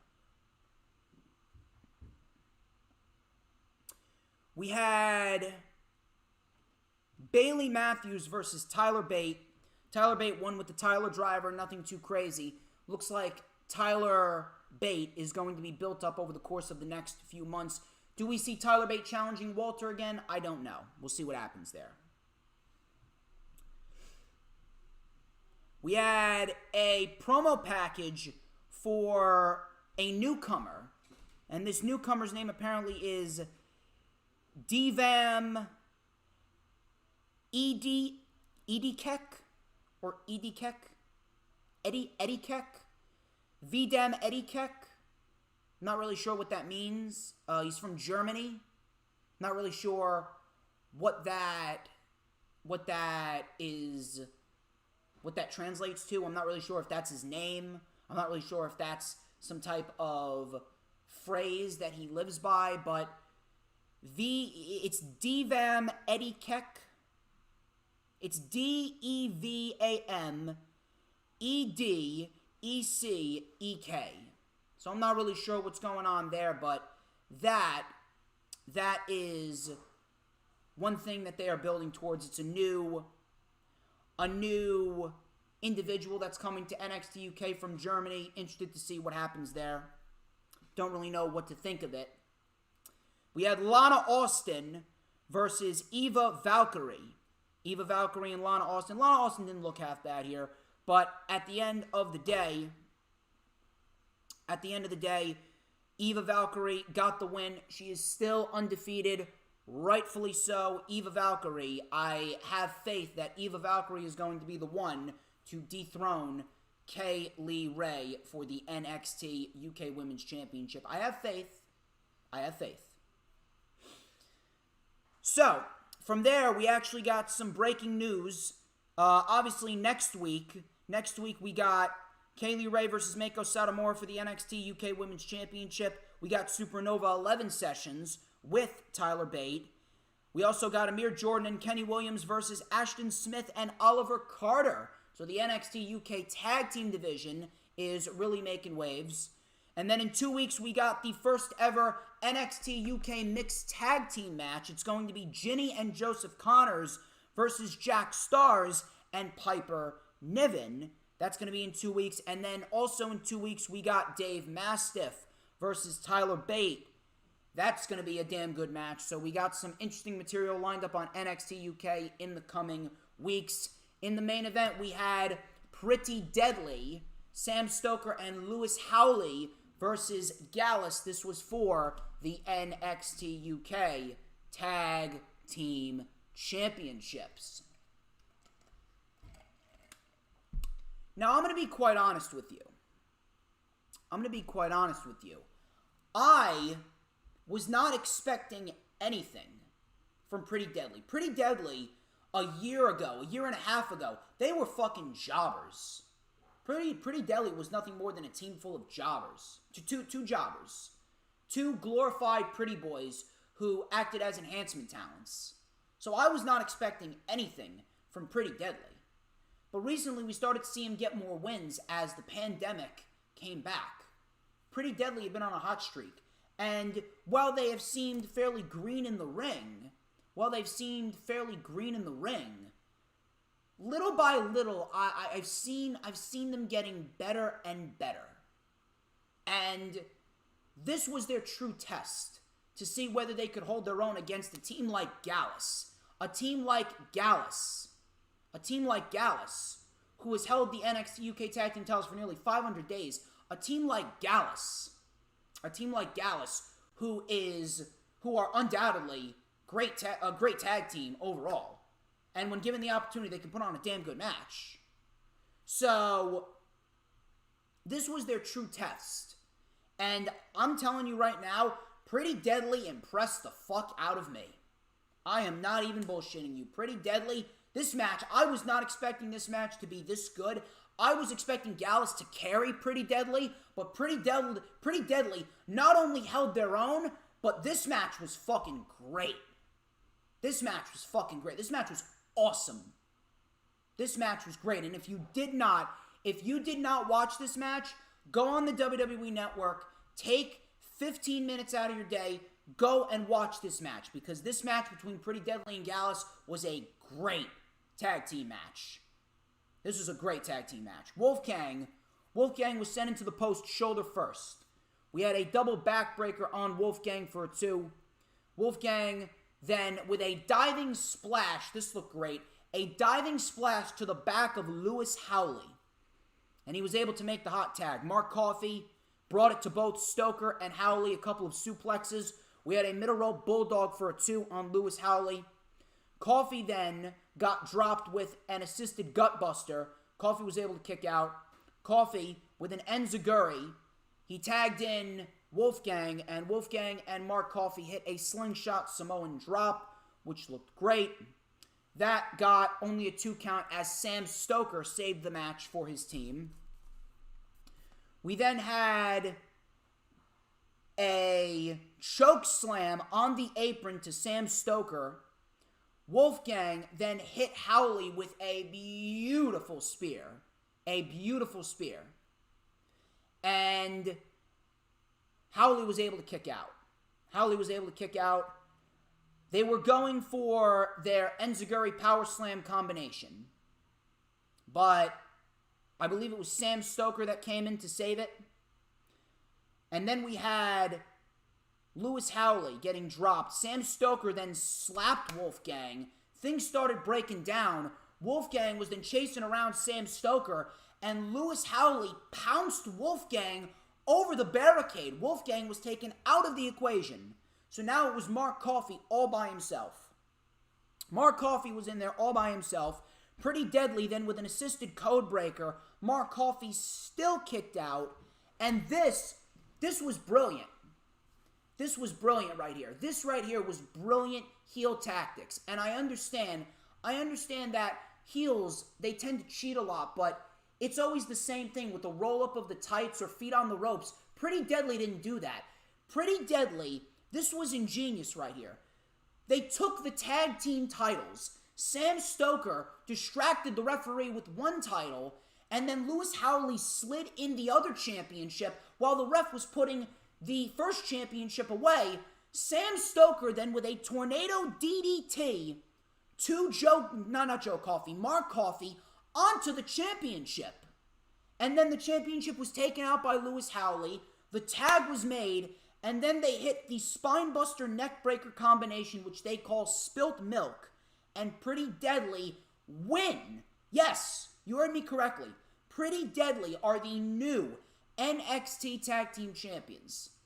And let me tell you something. Pretty Deadly, I saw nothing in them. They were nothing but a bunch of green jobbers who were pretty boys. That was it. They were thrown into the deep end. And let me tell you something. They were thrown into the deep end with a sink or swim initiative.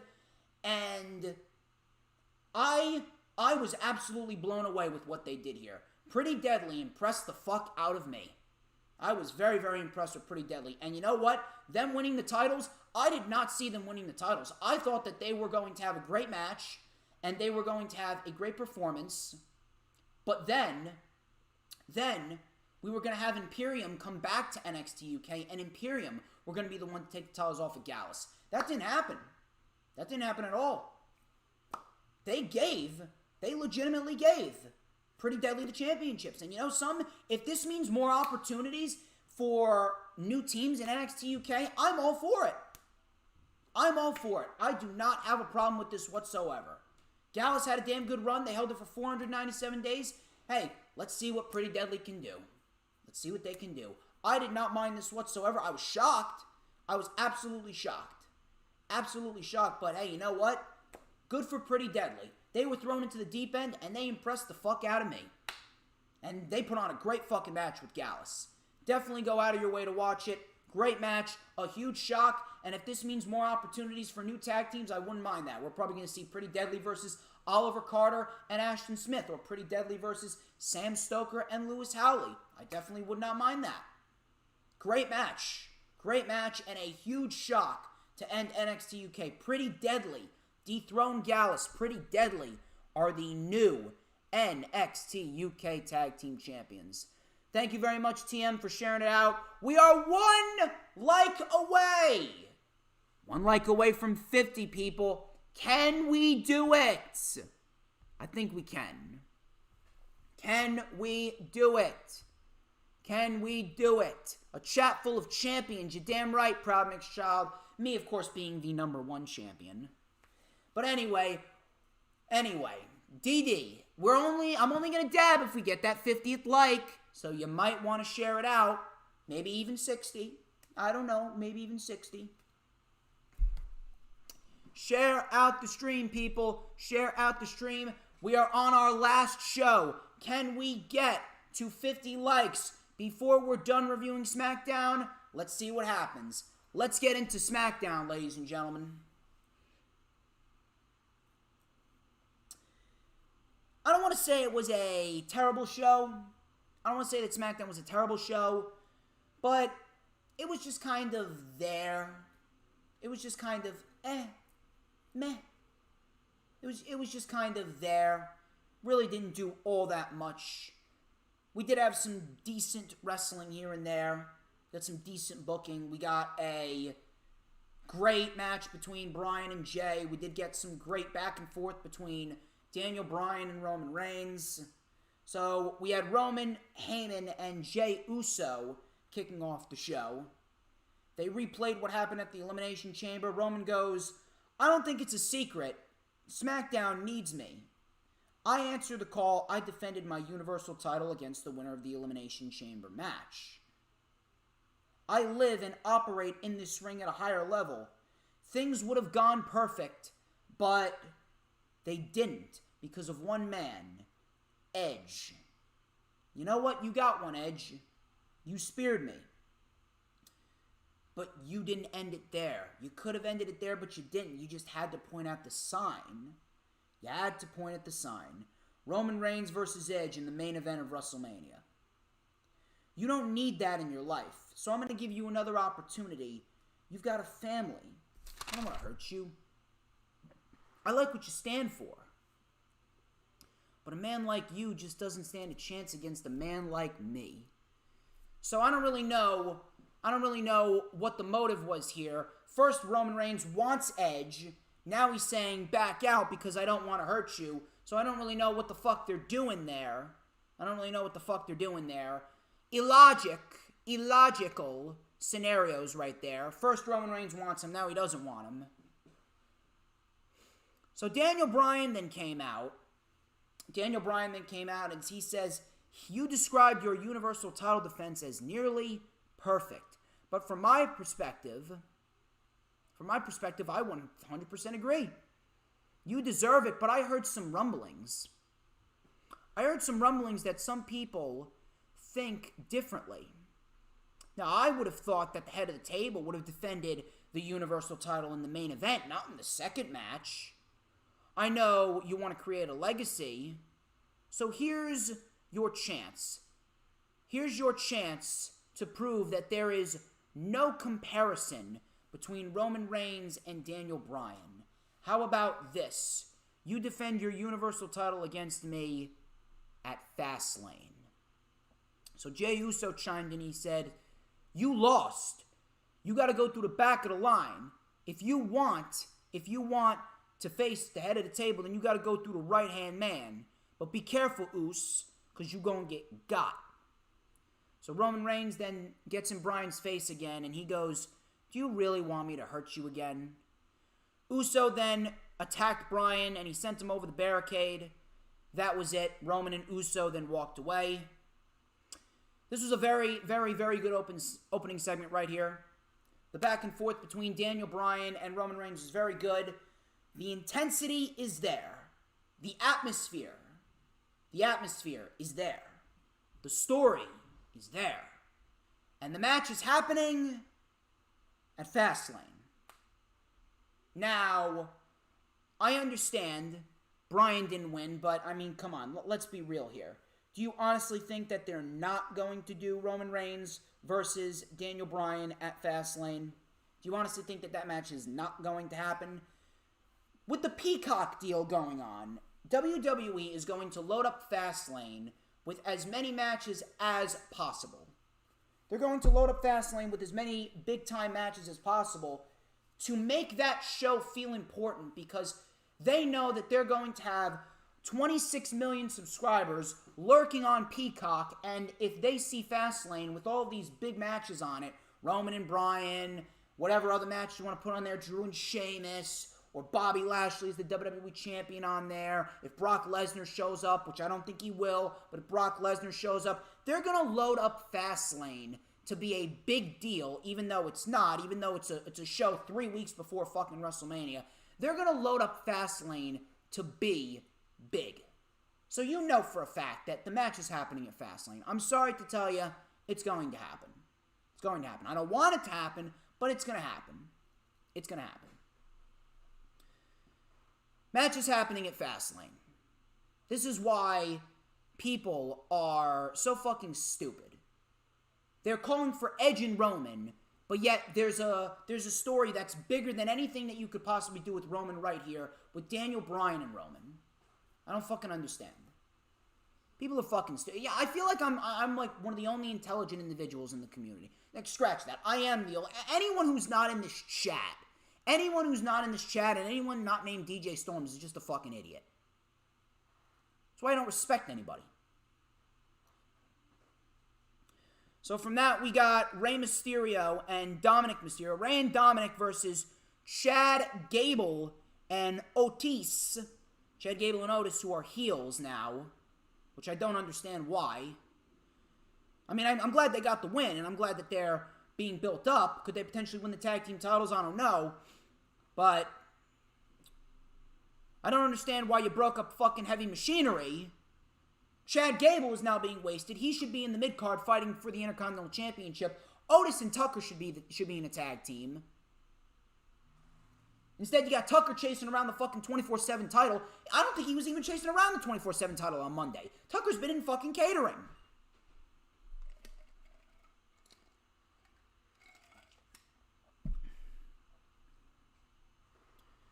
So, Chad Gable and Otis win. Otis with the big splash from the middle rope for the win. Otis with the big splash from the middle rope for the win. I don't really know where this is going. I'm not really sure what it's leading to. Could it possibly lead to a tag team title opportunity? Maybe. But at the end of the day, I just can't help but feel that Chad Gable is being wasted. And Otis being a heel, I'm not really sure how that's going to aid him. I mean, what is it going to result in? Otis realizing that he's being corrupted by Chad Gable, and then Otis turning on Chad Gable, or Chad Gable turning on Otis? I don't really understand the motive right there. So you're going to, you created a tag team just to kill it. I don't fucking know. Otis and Gable win. Apollo Crews came out, and he was wearing new green and white gear. He had a scarf, too. A scarf. He took the mic and he said, you know, everyone's been asking me, why the sudden change? For far too long, I've been nice, humble, and respectful, and that never got me the same respect. I'm from Nigeria. I am a real African American. My ancestors are Nigerian royalty. My great-grandfather's word was law and his power was feared. These colors mean wealth, dominance, and power. Biggie found that out last week. When Biggie had the audacity to tell me to go back to catering, I went back to my roots. And I showed Biggie the steel. And I guarantee you he will never disrespect me again. Shinsuke Nakamura then came out. Nakamura made his way to the ring. Cruz actually attacked Nakamura before the match even began. So we ended up getting the match. Decent match right here. Nothing too special. Nakamura with a sliding knee for a 2. Apollo then came back with a very, very, very nice German suplex. German suplex combination. 3 German suplexes for a 2 count. Nakamura then with a snap German. Nakamura then got sent into the steel steps. Cruz then drove Nakamura into the turnbuckle by using his scarf. He used his scarf for leverage, sent Nakamura headfirst into the turnbuckle, hit an enziguri, and he won with the Olympic Slam. Apollo Crews and this new character, my lord, looks fucking amazing. Apollo Crews, man. Apollo Crews. The Nigerian powerhouse known as Apollo Crews. I am fucking liking it. So you know what? If Apollo Crews keeps this shit up, you know what? We could be looking at Apollo Crews. Apollo Crews getting a strong case of why he should be the next Intercontinental Champion. I actually wouldn't even mind if Apollo Crews wins the Intercontinental title at WrestleMania, to be quite honest with you.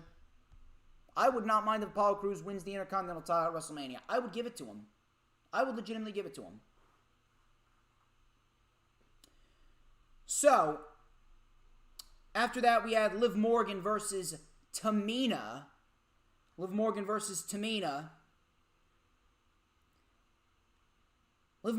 loses with a spin-out slam. Which looked fucking terrible.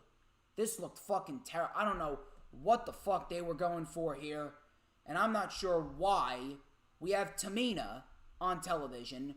I'm not even sure why Tamina is even still employed. I'm not sure why Tamina wasn't released along with the 50 other people on Black Wednesday. Fucking Tamina going over Liv Morgan. When are Liv Morgan and Ruby Riot's contracts up? Seriously, this is just fucking embarrassing to watch. This really is fucking embarrassing to watch. Sonya Deville and Adam Pearce were in the ring. They introduced Bianca Belair. Bianca came out. Sonya asked whether it was going to be Asuka or Sasha Banks. Bianca said her choice is clear. Reginald then came out and he said, "Your mama was right. You made a brilliant choice to team with Sasha. You were elevated from her genius. Your journey has been quite inspiring to so many. You are special. But I know deep in my heart, if you decide to face Sasha at WrestleMania, it will turn into a horrible nightmare. And you will hear your mama's words. The choices that you make define the rest of your life." So Sasha then came out after Reginald in his fake-ass accent.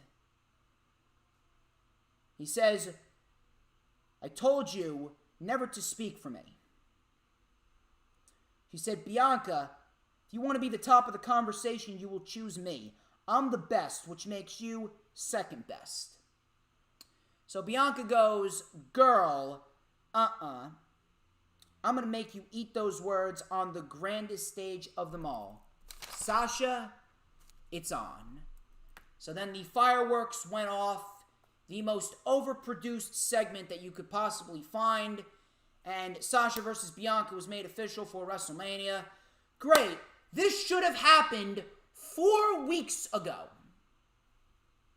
This should have happened either at the Rumble or the day after the Royal Rumble. That way, we could have started a legitimate build, and that way, we would have gotten a Raw Women's Elimination Chamber match to put some importance on the Raw Women's Championship and actually give that a spotlight at WrestleMania. And we would have determined Asuka's challenger through the Elimination Chamber. Now, instead, we got a predictable fucking scenario with Charlotte Flair fighting Asuka, because who the fuck else is there? Who the fuck else is there on Monday Night Raw that's built up enough to face Asuka? And you know, WWE going back to their bread and butter with fucking Charlotte Flair.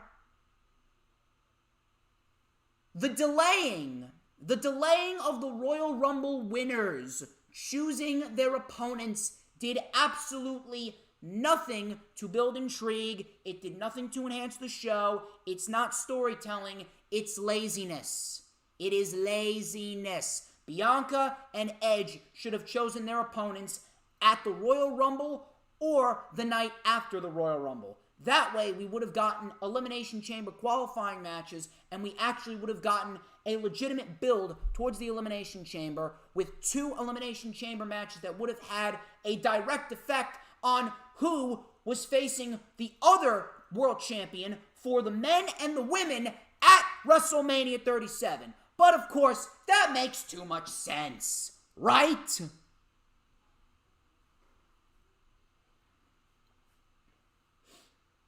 Street Profits.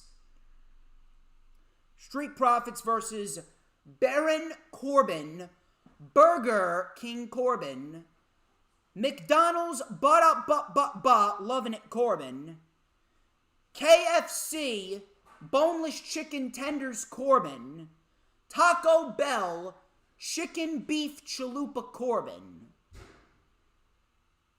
and the Great Liberator Sami Zayn.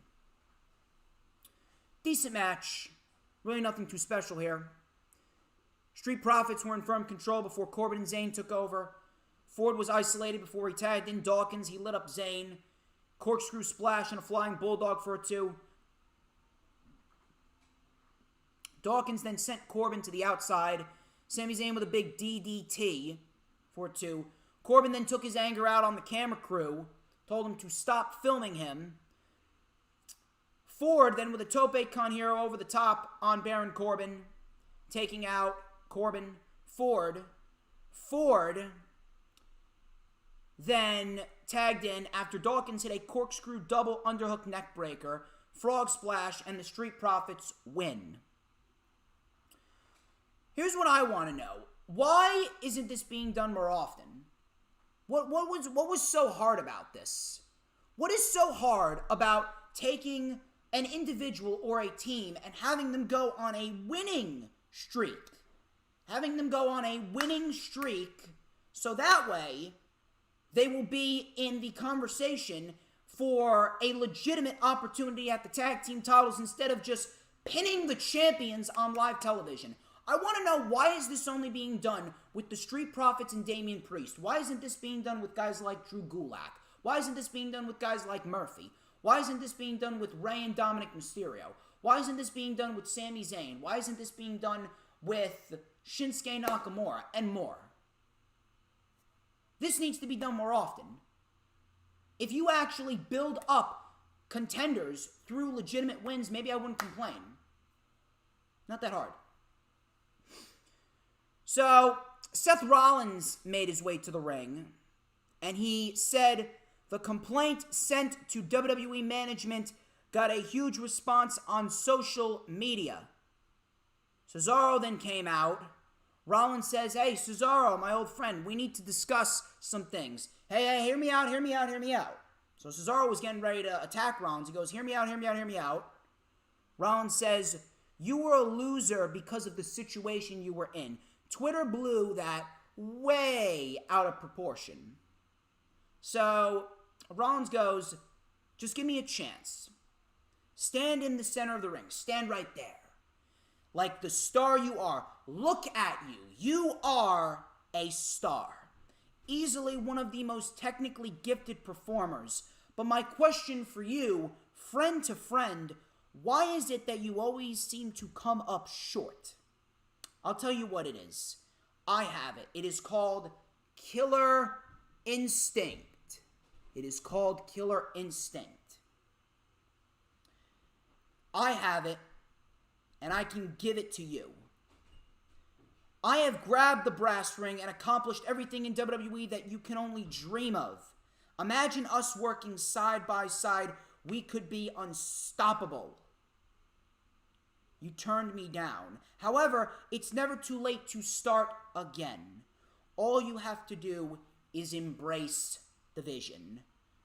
What do you say? And you know what? You don't have to answer me now. Take a week or 2 weeks. Think it over. And then you can get back to me. And before Rollins could finish Cesaro, double leg, take down Rollins. And Rollins still had the microphone in his hand. He's like, no. Cesaro, no. So Cesaro didn't give a shit. He swung Rollins. Round and round he goes. He dropped the mic. And he actually swung Rollins out of his white blazer. And then he hit him with a major uppercut. And that was it. So, this little segment itself, the segment itself was a very good, very short, sweet segment that was straight and to the point. The only thing that there's two things actually. There's two things that I'm still trying to decipher. Two things I'm still trying to decipher is, number one, I still don't know why you didn't have Cesaro win the Chamber only for Rollins to fuck him over.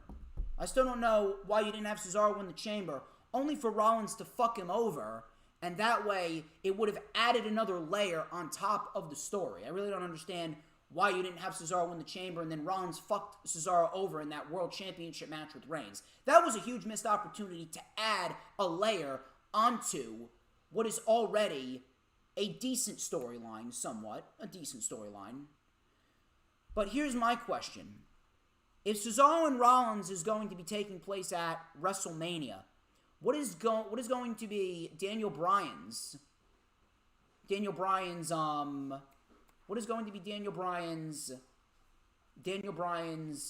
match at WrestleMania? If Bryan is facing Roman at Fastlane, and then we got Cesaro and Rollins being built up for WrestleMania, I don't really understand what's going to happen there. Do they end up doing a triple threat match with Bryan, Edge, and Roman? Is that going to happen? Do we potentially see Cesaro and Rollins at Fastlane and then Bryan versus Rollins at WrestleMania? I don't know. But the segment itself was very good, very straight, very simple, to the point. But the missed opportunity of having Cesaro win the Chamber, I'm still kind of pissed at. So then we had Daniel Bryan versus Jey Uso. Good match. But if you've seen one Daniel Bryan and Jey Uso match, you've seen them all. We've seen this match about 4 different times. Skipping to the end here, this match ended in a double countout.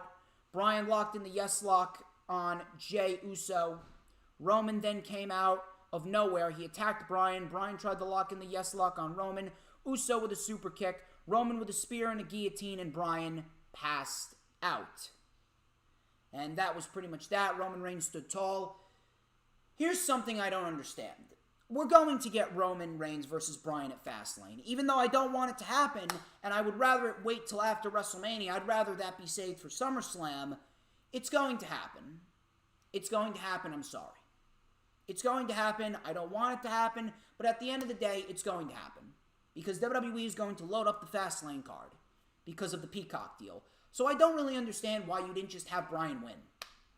I mean, it's really not going to build up any intriguing storyline. We all know that it's going to be Bryan and Roman. Just build the storyline with the match already confirmed. I don't really understand. I don't really understand this ending. Decent match.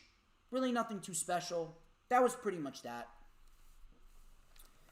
And ladies and gentlemen, that wraps up this edition of the Lightning Flash Update. We are over 3 hours with 49 likes. 49 likes.